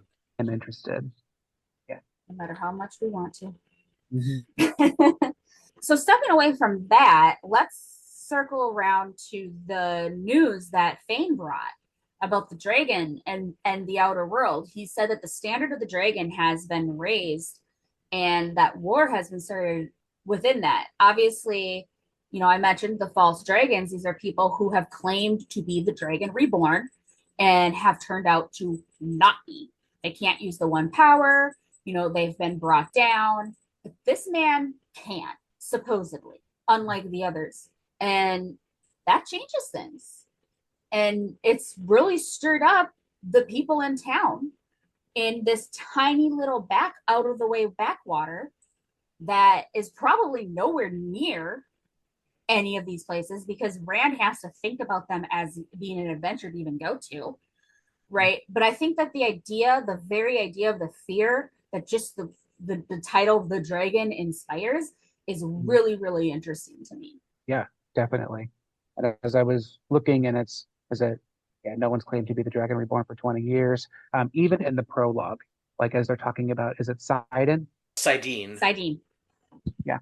talking about that, I'm even then I was like, so there's a one power, and then there's Saidin, and then there's something else, right? So I'm not Mhm. sure at this point, right, if it's that like the one power exists and then there are alignments that you can declare for, right?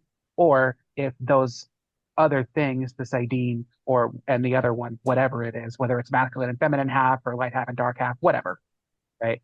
Um, However that goes, if those are like the conduits of access, My need right? It to seems like explain that is doesn't the like case, but through the roof right now.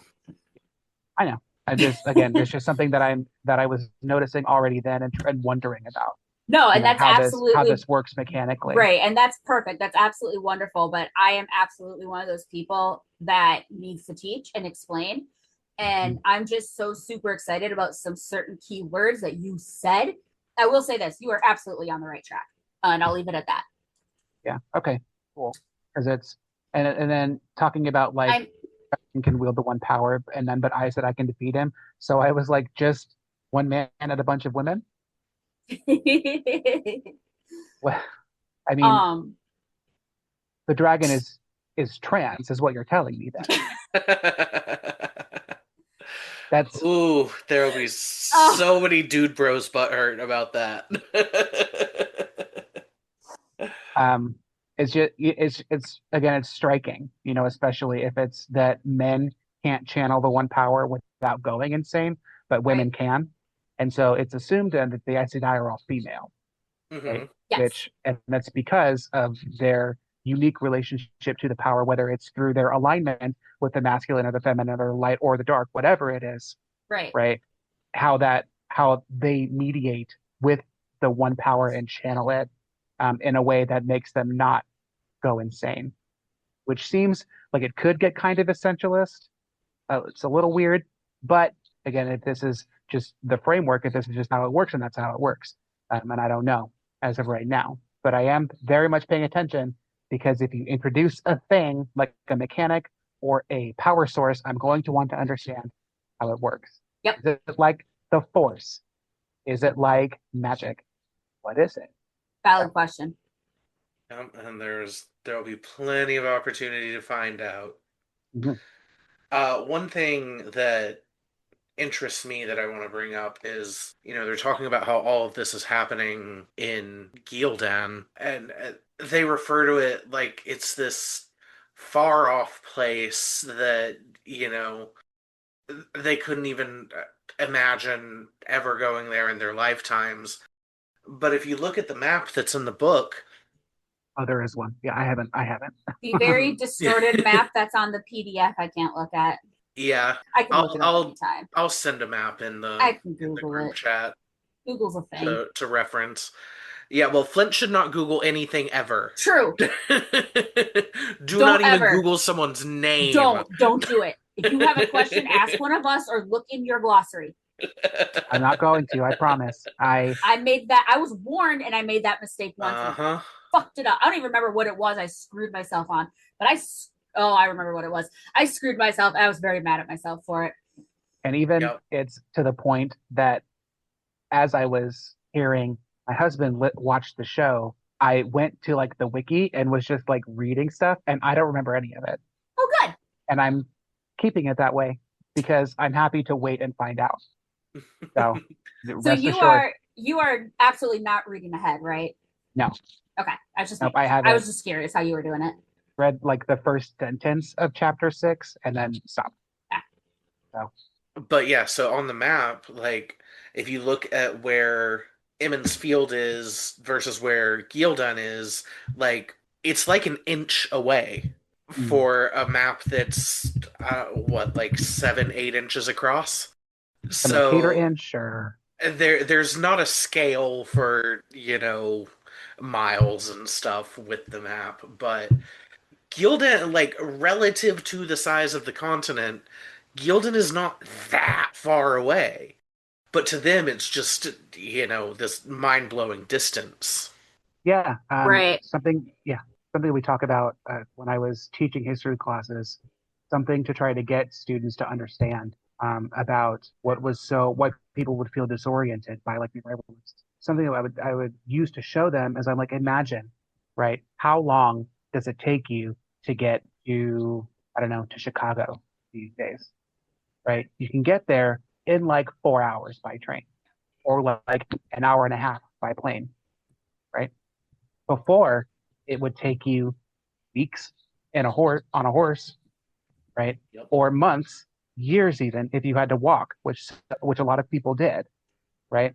So even steam technology, not only did it make time seem to go faster, it made the world much, much smaller, right? So if these people only have horses and foot to get around, then yeah, something like, some place a couple hundred miles away or a couple thousand kilometers seems like a whole other planet, Right. right? Just in terms of how long it takes you to get there, especially if they're conditioned to not want to go that far from where they're from. This feels a little bit like small state people versus big state people. Like small state people think 20 minutes is far, and big state people will drive 2 hours for a weekend, that kind of a thing. Yeah. Or like, Americans versus Europeans, and Europeans being unable to comprehend just how big the US is. That's kind of the parallels I'm making there. And I feel like that's kind of how it is to the people of the Two Rivers too. I will say, I was so talking about Rand and the Call to Adventure, right? And then as I kept reading, I was like, maybe not. He seems like he's not interested. But who is interested is Egwene. Yes. What if the books had been about her? She clearly wants to go somewhere. She feels the call. Even if So it's let her have it. Even if it's just to another town to become wisdom. It's leaving home. Right. It's leaving what you know. She feels it. She wants to know what's out there.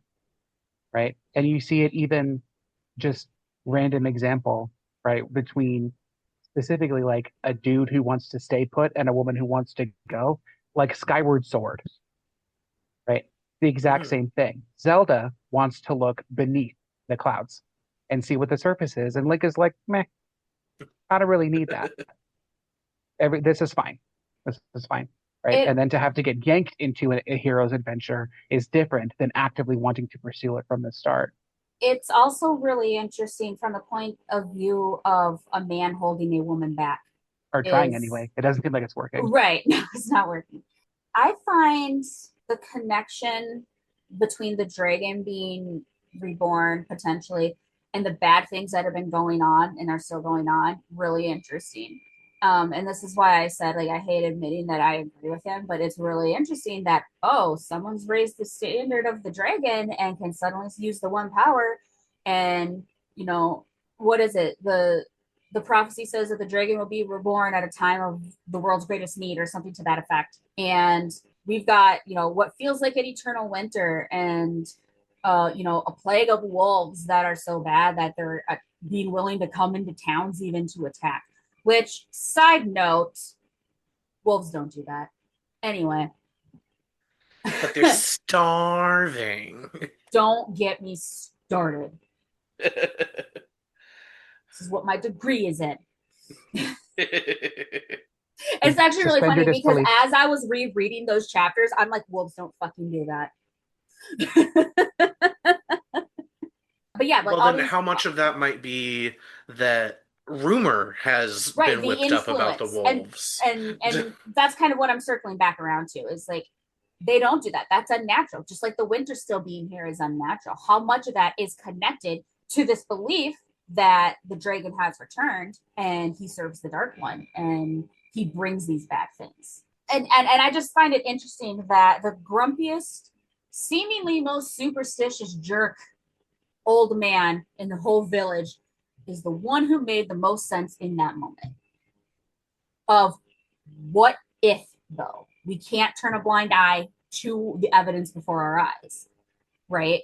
Well, he's also a conspiracy theorist, so yeah, he's going to latch onto anything. Yeah, there is that. It's kind of like anything, you got to take anything he says with a grain of salt, just like you do Matt. He's just an old Matt in a different way. So the only other thing that I find kind of interesting to think about in this part of this chapter is the denial that the townsfolk are in initially, back and forth. And it makes me wonder if they're denying this because they're scared, or are they denying it because they're trying to be realistic and it's been false dragons before, so why would it not be a false dragon again? The false dragon's a myth, you know what I mean? Or I mean, the dragon reborn is a myth. So it's kind of interesting to think about that. I definitely got the feeling that they were in denial out of fear, of course, but there's always that potential that they were just trying to be level-headed and realistic about it too. I mean, I don't see thinking that it couldn't be both, or at least like different people that had different reasons. Because it seems like the mayor, for example, is one of the second, right? Trying to be realistic about it, and be like Zen is the 1st. Shows his fear, his anger. Right. Everybody deals with disruptions to their lives in different ways. Yeah. True. Right? True. So it's not unreasonable, I think, to want to ignore, unless you have like evidence that can't be ignored. I don't think it's unreasonable to ignore something that would make your life really, really inconvenient. That's fair. Any other thoughts on chapter 3, guys? All right, I'm gonna take that as a no. Let's move on. Yeah. Yeah, and like I said, my summaries are not nearly as detailed. I kind of just I really just summarize and do much of kind of my impressions, and then, yeah. So we'll just go with what I have, and then there's more stuff, details. Because again, this is my first time reading it, so I don't know what's important. Right. And it seemed like a lot to have to like keep track of every little thing. So I have chapter 4 is about the Gleeman, Tom or Tom. Tom. It's just Tom. He seems to be Thomas. He seems to be a street performer, magician, storyteller as a Gleeman. Kind of does a little bit of everything. He's an entertainer. He speaks with Rand, Matt, Perrin, and Owen before giving a small show, during which we see more about Rand's discomfort about leaving the 2 rivers. Stops, and he sees Moraine, the Gleeman, Tom. He stops his performance, and then they have a short discussion about whether his stories, the ones that he has to tell, will entertain her. He assures her that they all will, and she says that will be for her to determine.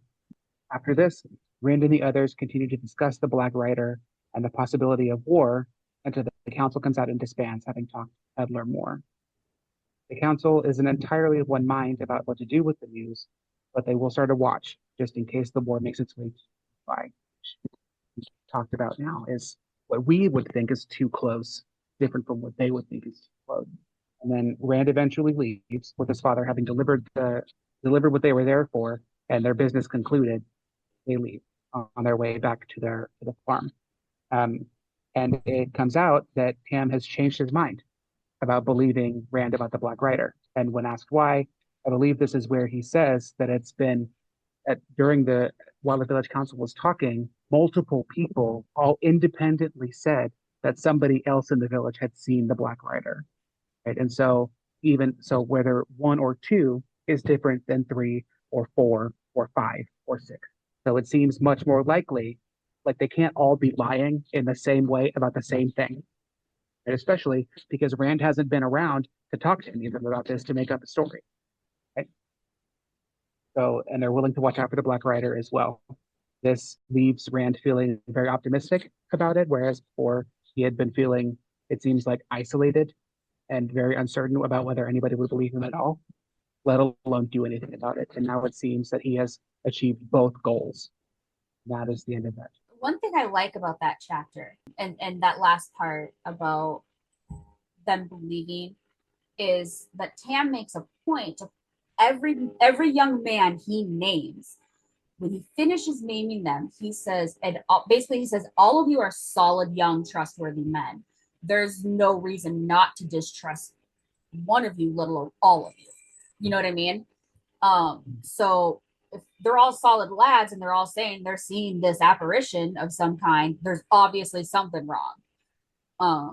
If they've never been known to do a thing like this before. Again, I say that with a grain of salt because Matt is involved. He's and even if it had just been Rand and Matt and Perrin, me, I personally believe in being the most solid of the 3, I still think they wouldn't have taken them as seriously because they are still Matt's friend group. You know what I'm saying? It's nice. It's nice to think that like they're reasonable enough to not just blow it all off as like, youthful exuberance or whatever. Like they're actually taking it seriously. But what I focused on most is, again, as part of like the world building thing, right? Gleeman seems to be an occupation. Right? Yes. He says when Moraine calls him a bard, he says, no, that's not what I am. I'm a Gleeman, which implies that it's something different and requires a separate sort of like orientation or training or whatever amount of experience, perhaps, whether, it's someone who also travels, right? Is a Gleeman Right. someone who entertains and also travels, and bards don't, right? Or are bards only performers for like royals or a certain class of people, right? All of those things. So I was very interested in what a Gleeman is and what they do. Did Um, you take any interest in like this whole description of like the Gleeman's cloak and how a Gleeman's cloak is supposed to be made up of like all these patches and stuff? Did you take yeah, note of that at all? And what did you think about that?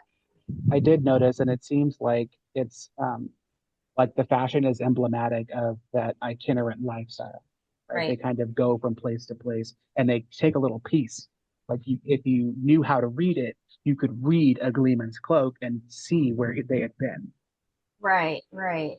Kind of the sense that I got from that, Yeah. which I think is so cool.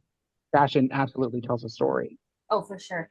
And then I always went that route too. Is like these patches are meant to show they are travelers. I never thought about it in terms of being able to read it, but I think you're absolutely right on that. But something that caught my attention during both of my readings, and I forgot about this until I read it the second time, is Rand notices that Tom's cloak doesn't look like a normal Gleeman's cloak. Like, first off, he mentions all these extra pockets, which to me seems not normal. But the other thing that Rand points out is that the patches seem to be over a well made cloak and not the cloak itself, right? So that was a very, very fine detail that confused me in the beginning. Why is that being taken note of? Mm-hmm. Right. And actually, I still wonder that. Even knowing the story, I still wonder that. So I think that's a really interesting little key feature there. Yeah, oh, I see. Yeah, yeah, right at the beginning. Yeah. Despite what Master Albir had said, that is really sewn on like decorations rather Yeah. than the cloak being made of. Huh, Right. that is interesting. It implies, I guess, that he's using being a Gleeman as like an alias of some Right. Yeah. It's just something weird that I think was taken note of in a sort. weird spot. And I still don't quite understand why. And again, that's me knowing the story. What Mhm. did you think though of his interaction with Moraine? He seems, and this makes me think more that he's somebody else other than a Gleeman, or maybe in addition to being a Gleeman, because she makes him very uneasy. Right. And she makes him uneasy in a way that can only come from experience dealing with people like her, whatever that means. Right. Right? Because I don't know if she's Aes Sedai or not, right?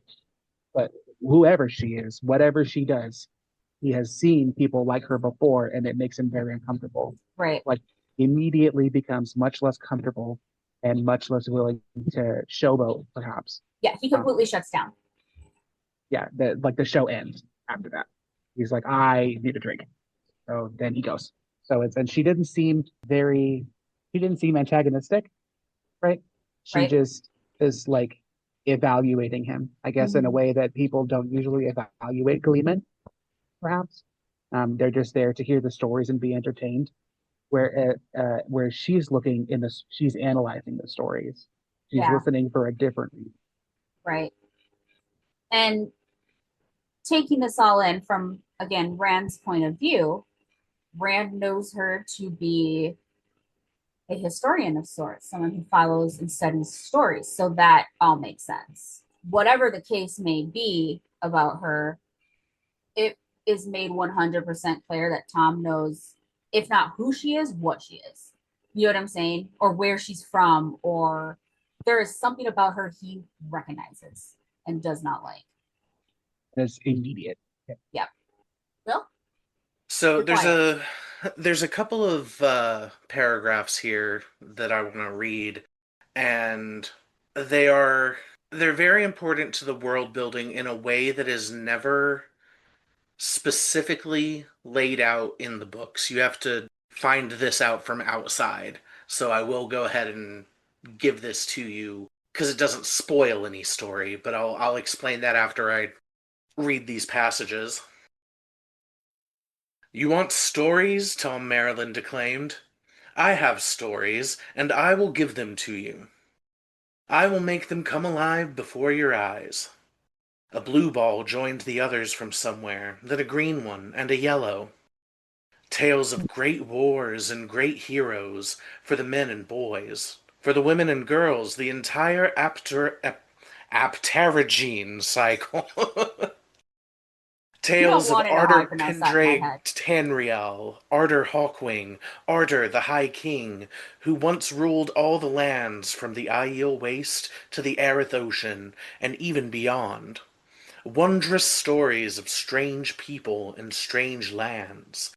Of the Green Man, of warders and trollocs, of Ogier and Aiel. The thousand tales of Anla, the wise counselor. Jane, the giant slayer. How Susa tamed Jane Farstrider. Mara and the three foolish kings. Tell us about Len, Egwene called. How he flew to the moon in the belly of an eagle made of fire. Tell about his daughter Salia walking among the stars. Old stories, those, Tom Maryland said, and abruptly he was juggling 3 colored balls with each hand. Stories from the age before the age of legends, some say. Perhaps even older. But I have all stories, mind you now, of ages that were and will be. Ages when men ruled the heavens and the stars, and ages when man roamed as brother to the animals. Ages of wonder and ages of horror. Ages ended by fire raining from the skies, and ages doomed by snow and ice covering land and sea. I have all stories, and I will tell all stories. Tales of Mosk the giant, with his lance of fire that could reach around the world, and his wars with Alspet, the queen of all. Tales of Ma Therese the healer, mother of the wondrous End.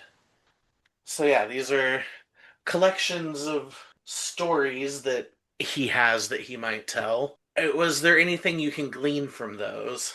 A fair amount, I guess. I mean, Archer Paindrag Tanrail. That's okay. Sure. Does he have a circular mesa that he and his companions might sit at? Does he have a fated romance with Genvir? I don't know. Possibly. And I see maybe it's that he tells stories and poems, perhaps.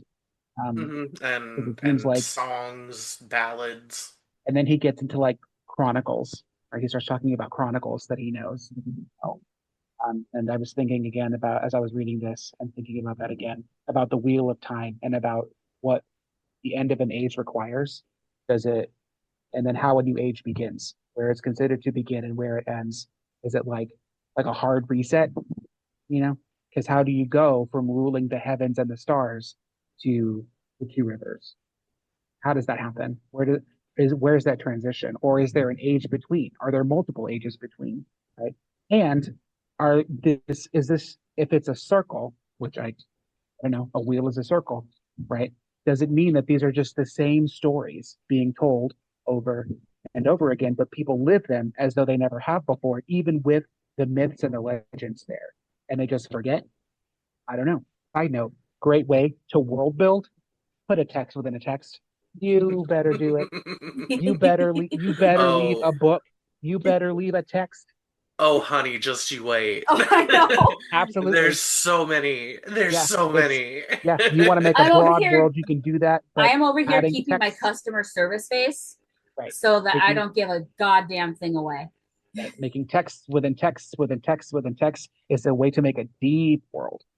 Yep. Right? A broad world can be big, broad across, and you can kind of travel it and go to far extremes. But a deep world is different, and a place that has a past and a future that you can reach out and touch. So the interesting thing here, and you can, if you know looking at it, you can see the age before the Age of Legends is our world. Mm. Okay. So you've got Interesting. Lynn flying to the stars in the belly of a burning eagle. That's John Glenn. And Okay. his Sure. daughter, Salia, that's Sally Ride. You've got Onla, the wise counselor. That's Ann Landers. So you see, this is an example of myth becoming legend Mm-hmm. over who knows how many bazillions of years to the point where the Mm-hmm. world isn't even recognizable anymore. But yeah, that's just like it's kind of a little Easter egg in there. Yeah, which One, I wouldn't even have thought to look for because when it talks about like ages that have come and have already gone or ages that will be and have already been, I was only conceptualizing that as within the world of Wheel of Time. I was not reading that as like we're part of the world of Wheel of Time, Hmm. like this place. That not even in my head. I Yeah, will say, so Will had to explain that to me as well about our world being that. But one thing I caught on this reread, and again, when Will read it, as he's describing all of these stories and myths and legends that he knows, he's, in my opinion, tying in true history with what is myth and legend. He mentions ages of ice, and that's the Ice Age, right? But to them, it's so far away. That's a legend. That never happened. That's fake. That's just a story, right? And I catch all these little things. Now I'm not going to be able to make that association of the real world people like John Glenn, right? But I caught that, and there were other ones that I caught as well. I'm like, oh, he's tying in like actual histories. He is in Jordan, of course, not into these legends, and I think that was a really cool thing he did. Mm-hmm. a couple of other examples in there. You've got Mosk and his fiery lance. Mosk as in Moscow. It reaches And around the then world. Queen Elspeth, Queen Elizabeth, Yep. it's just it's a really fun detail that is never like in your face, but it's a fun thing that he kind of snuck in.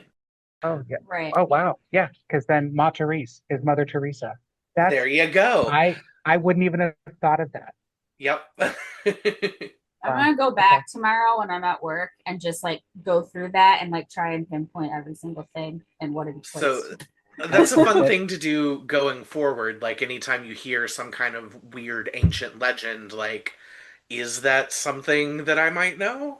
to. Right. yeah. Yeah, Maybe because and now I maybe know that not, that's because yeah. some of the legends are from, the Age of Legends or past. Yeah. Now that I know that we are intended to be part of this cycle, then I will Yeah. know to see if I So can figure out those it Easter eggs. Yeah, it that's does really interesting. technically take place on Earth, but a fantasy version of Earth. At some point, magic was discovered and things got weird. I can assume that the two rivers aren't the Tigris and Euphrates, right? Possibly, maybe. Because if so, then Sort everybody of. would be Middle Eastern. Yeah, there the land is unrecognizable Yeah, it's not. because Hell, it's not of, even Pangeo recognizable. you Um, you have heard the term the breaking of the world so far. You'll learn more about the details, but so the landscape is different than we know it. It's always an interesting like meta move, I think. And it's like a really common one that people who really want to like try and mind fuck will do is they'll sort of extrapolate one layer. They'll abstract one layer from the story to be like, hey, you're in this too, yeah, right? Which means that, without explicitly doing it, the author wrote himself physically into the book, right? Because now he's part of the mythos, you know, Hmm. and all of this here is also part of the mythos. right, It's interesting. It's always interesting to see the different ways people do that and why. Is it's you could just write a story that's self-contained, right? You don't have to say that also we're in it. Like also you're a character in the story too. You don't have to do that, but authors will, and I think it's interesting to think about why. I don't know why, but I like it. I think it's interesting that Rand noted Egwene's request at being a dig at him. Hmm. Yes, I don't know if it and deliberately was or if he's just being a man. You know what I mean? Like, oh, that's got to be aimed at me. I wrote at one point that he has main character syndrome, except I think he is the main character. So I He can't can even be still like, have main character syndrome. yeah. Why not? Why does it have to be about you, Rand? Clearly, she just likes stories of adventure. Or at the very least, space. So what does it say? Her favorite stories were always the funny ones. Her stories about women outwitting people who were supposed to be smarter than everyone else. Trickster tales, sure. Egwene's a Clearly, she can smart see that woman the and world she likes outside her. hearing about smart women. Nothing She wrong with should. that. I'm just Me saying. too. I like it because it's not like it's uncommon. Right. Should we move on? Okay. It seems already by this point the story seems to be moving along faster, and I think it's because there was less to introduce. Yeah.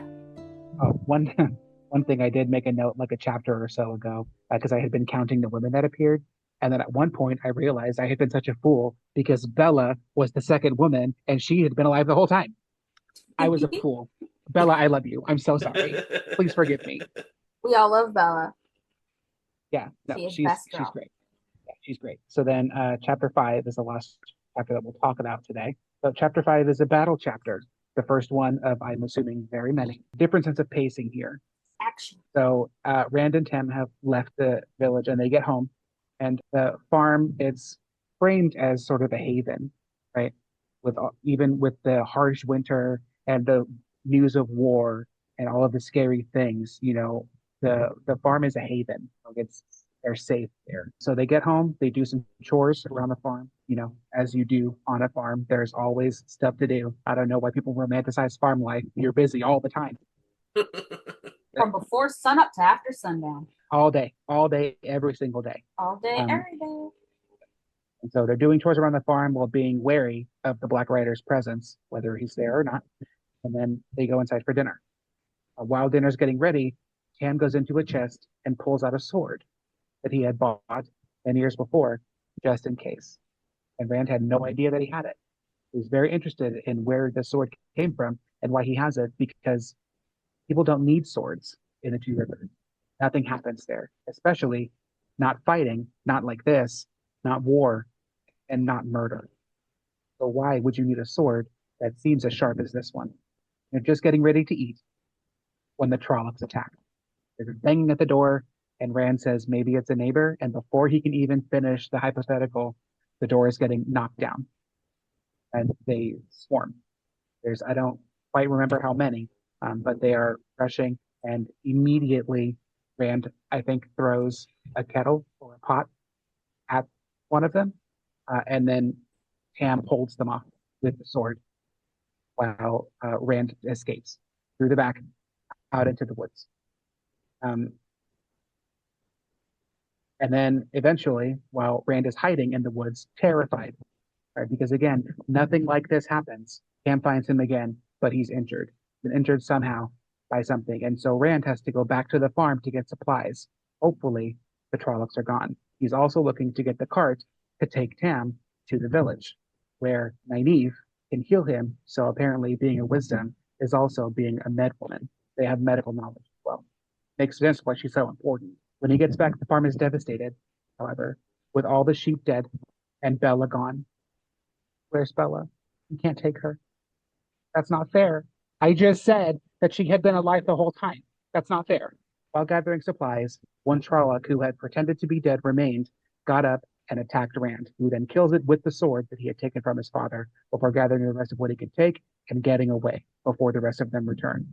This part seemed a little unclear, but it seems like he takes some pieces off of the cart, maybe to make like a litter of some kind or something like that to help carry his father, and then returns to Tam, who is still alive, and Rand begins to see to his wound. And then the chapter. So how'd you feel reading this chapter? I hated it. I hated it. Where's Bella? I'm serious. Where's my girl? No, Honestly, I that knew, was my reaction yeah, too. yeah. First No, time. I knew something had to be coming, right? And I wrote, it's like page 76. I said home is a haven, and then on page 78, I said a haven no longer. That like that was fast. And I knew something was going to have to show up eventually. Something was going to have to get them moving, right? Because Rand is like a farm boy and he's an isolationist. He doesn't really want to go anywhere and do anything adventurous, right? He wants to live his life and he's afraid of this writer and he's not the call to adventure is not here. He's not interested. He doesn't want to be a hero. Like he doesn't. I think he plans to join the Watch that they talk about. I think they plan to talk about the Watch. And he wants to join that. But even then, I don't know that he had any intention that he wanted to fight anybody. He doesn't seem like a warrior. Right. So then to be thrust into it and have to in self-defense, something was going to have to give eventually. This tension that had been building, like there's a lot of momentum that was being built up through the first chapters, all these people, and then there's the news, and then, all of these new mysteries that appeared with Moraine and her companion and the peddler and then the gleeman, right? All of these exciting things, but none of it was really, Rand was like a witness. He wasn't in it at all. He didn't have to be, especially not even the village council, because his dad is on the village council. And then trouble, adventure, fighting comes directly to his doorstep. You can't ignore it anymore. The call to adventure is here, and you have to step up or die. He's not, right now, he's only focused on getting his dad to safety. But again, it's something like he's getting pushed by things that he doesn't have the ability to resist. Whether that's because of who he is and he's like some special chosen one, but you don't get to play ignorant. You don't get to act like none of this is going to touch you. It already has, and now you have to deal with the aftermath. So in that sense, it was interesting. Yeah. In that sense, it was very interesting. But I hate it because where is Bella? Now, one thing you didn't mention is the special surprise guest of the chapter, Narg. Oh. Narg stay. Narg smart. Narg, the one who pretended to be dead. Yes. Love that guy. The Briefly smartest mentioned, but not. I was never forgotten. He pretended to be dead, and then he was actually dead. The smartest Trolloc who ever lived. And then died. No, I will say he is remarkable. We'd never hear another Trolloc speak. He is the only one. Oh, okay. He is the only one. English or Common or whatever you call the language people speak in these books. Like, Trollocs have their own language because they don't have human mouths. Right. So for him to be speaking, it is remarkable. Right, and it's touched on even as he's speaking, like Rand notes that he's speaking words that are not meant to come out of that wolf mouth. And even among Trollocs, because they all have different animal heads or features and stuff like that, you're gonna have pig snouts and wolf snouts. I'm sure there's birds and all this. And they've still managed to make some sort of garbled common language that they can all understand each other in. They just don't speak human language because it's so difficult for them. Certainly a very thrilling chapter. This is part of why I wanted to get to this point, because we're going now. Yeah. We're running with it. I will say this is one of my favorite chapters in the entire book. I really, really enjoy this chapter. The first time I read it, the vision of the door being kicked in, basically, and whatnot, it very much sticks with you. The description's fantastic. And as I was like, oh, I'm nearing that point again, I was getting very excited to read that part. I really, really like the excitement of this chapter. One thing you didn't mention is that Tam locks the doors, which is something Rand points out has never been done in his lifetime. Yeah, I even made a note about that. I was like, y'all just be living your life and don't lock your door. Crazy. We didn't lock our doors at the house we lived in when I was a kid. Could never be me. Just stay out. But that's now we always lock them. But yeah, so there's a note that Tam, for the first time in Rand's entire life, locks the door. And then when the back door specifically is mentioned, and then when Rand has to flee, when Tam tells him to run, Rand can't get out the door. And he has to go through the window to escape. He doesn't know how to unlock it. Mm-hmm. Well, he didn't have the key. Tam did. Right. Also, there was a part as he's going, Tam finds him in the forest, and I said, I really thought that Tam was going to be dead. I've been playing a particular game series for too long, and they love a dead dad. They love to introduce the dad and then kill him immediately. So I thought Tam was going to die. Might that have to do with an emblem of fire? Possibly. I can neither confirm nor deny. I can neither confirm nor deny. Sorry, he's not. Jordan is not George R. Martin. He is not going to get you attached to a character only to kill him. Okay, well At Comfort to least know. that's not how I view it. It's a comfort to know for now. Obviously, given the setting and stuff, characters are going to die. But I'm just saying, I don't think It's not there's cruel. not very it's not cruel, and there's not very many needless deaths. And I say that, and again, Will knows exactly what I'm talking about. There's not very many needless deaths, but I feel like sometimes there are, but it does help further the story in some cases. Okay. On his way back, it says, as silently as another shadow, he slid into the darkness. He thought of all the times he had played tag in the woods with his friends as children, stalking one another, straining not to be heard until he put a hand on someone's shoulder. Somehow, it did not make this seem the same. I said, yeah, it's not the same at all, actually.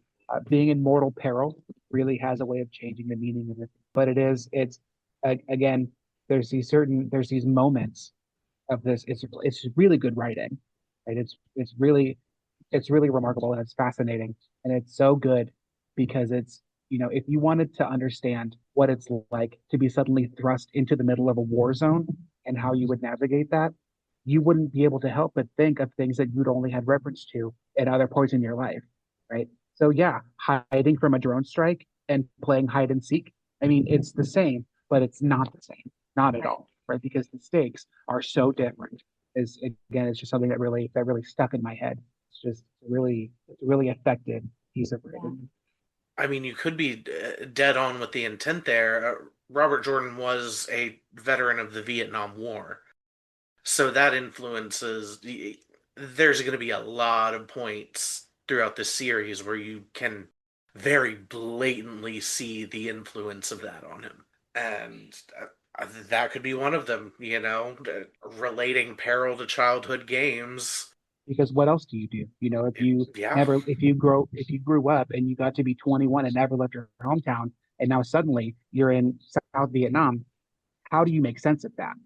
Right? Mm-hmm. Sure, you have a mission, but how do you make sense of it? How do you understand where you are and what you're doing, other than through the lens of what you've always known, even if it's a totally different context, it's entirely different state, right? Because you can play tag with your friends, nobody's going to die usually, right? Barring some kind of freak accident, right? No hiding in dryers, Right. Definitely don't do that. Don't hide in dryers, kids. or fridges. Don't stand on swivel chairs on tile floors, hardwood floors. Don't get on swivel chairs to reach up high. Um, yeah, it's just completely different. And knowing now that he was a Vietnam vet, that makes a lot of sense. Why he would understand that, like the psychology, and the internal experience of it. And you That makes a lot of absolutely sense. catch that psychology throughout the series too.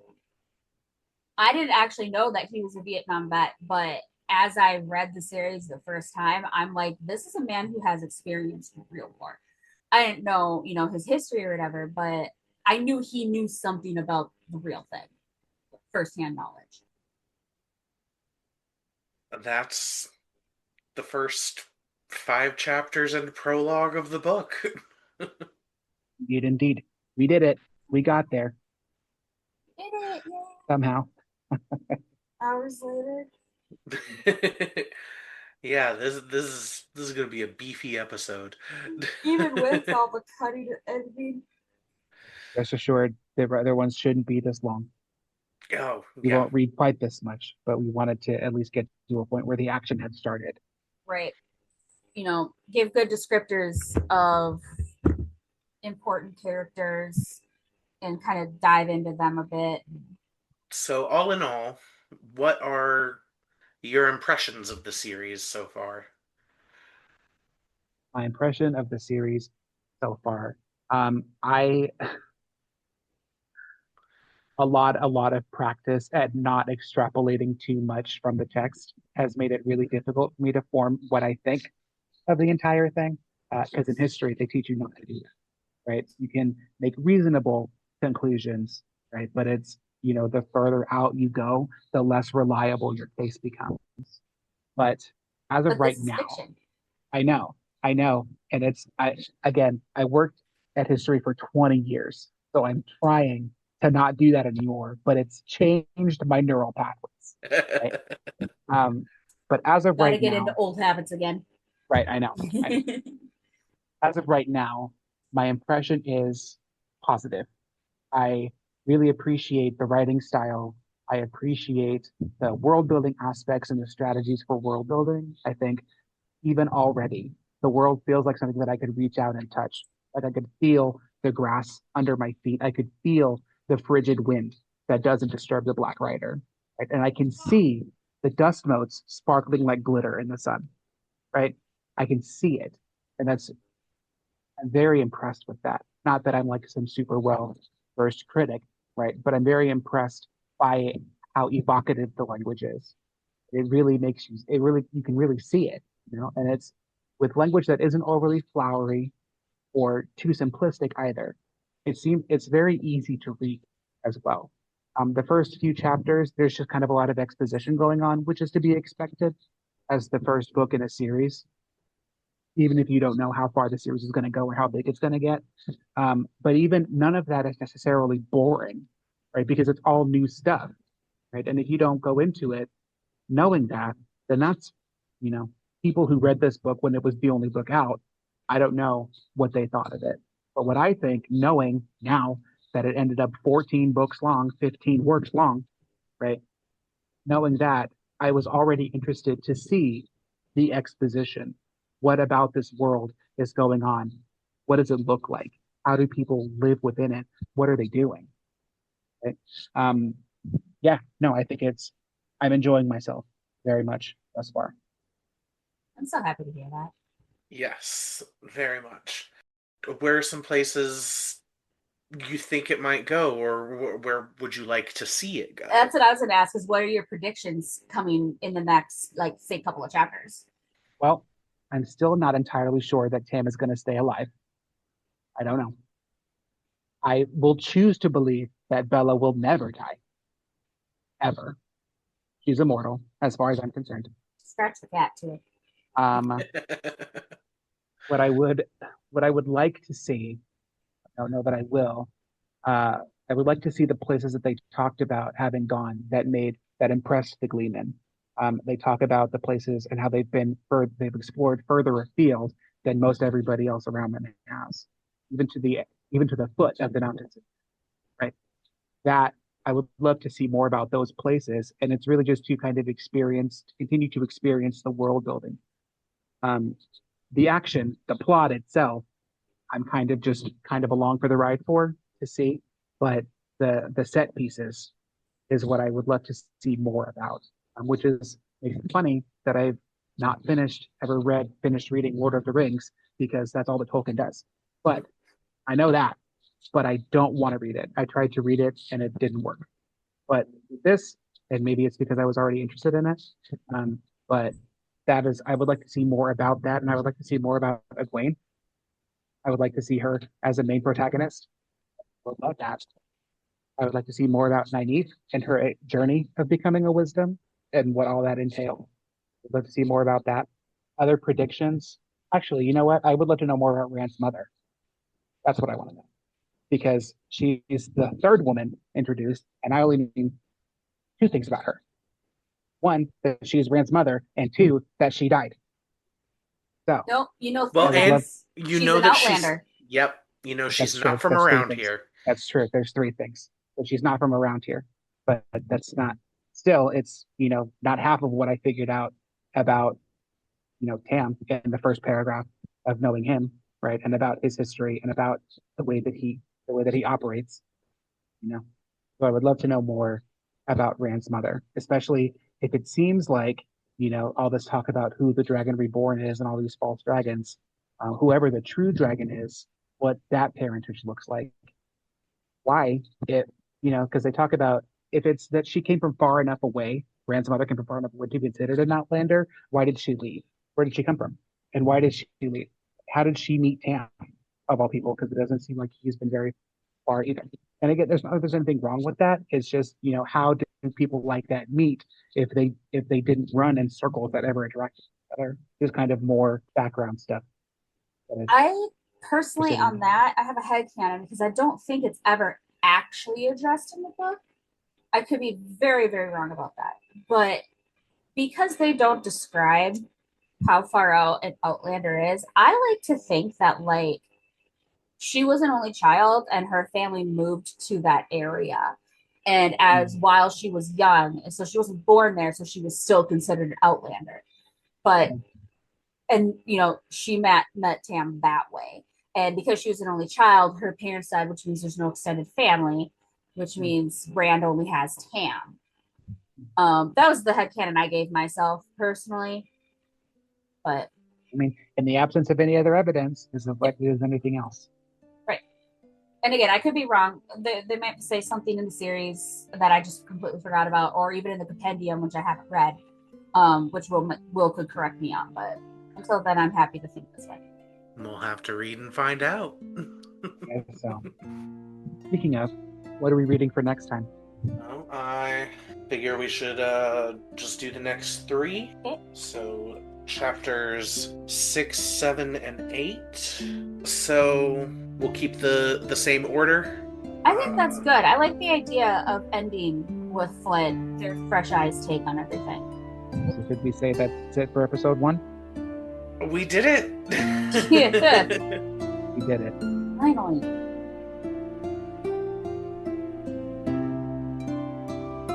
Thank you for listening to Easing the Badger.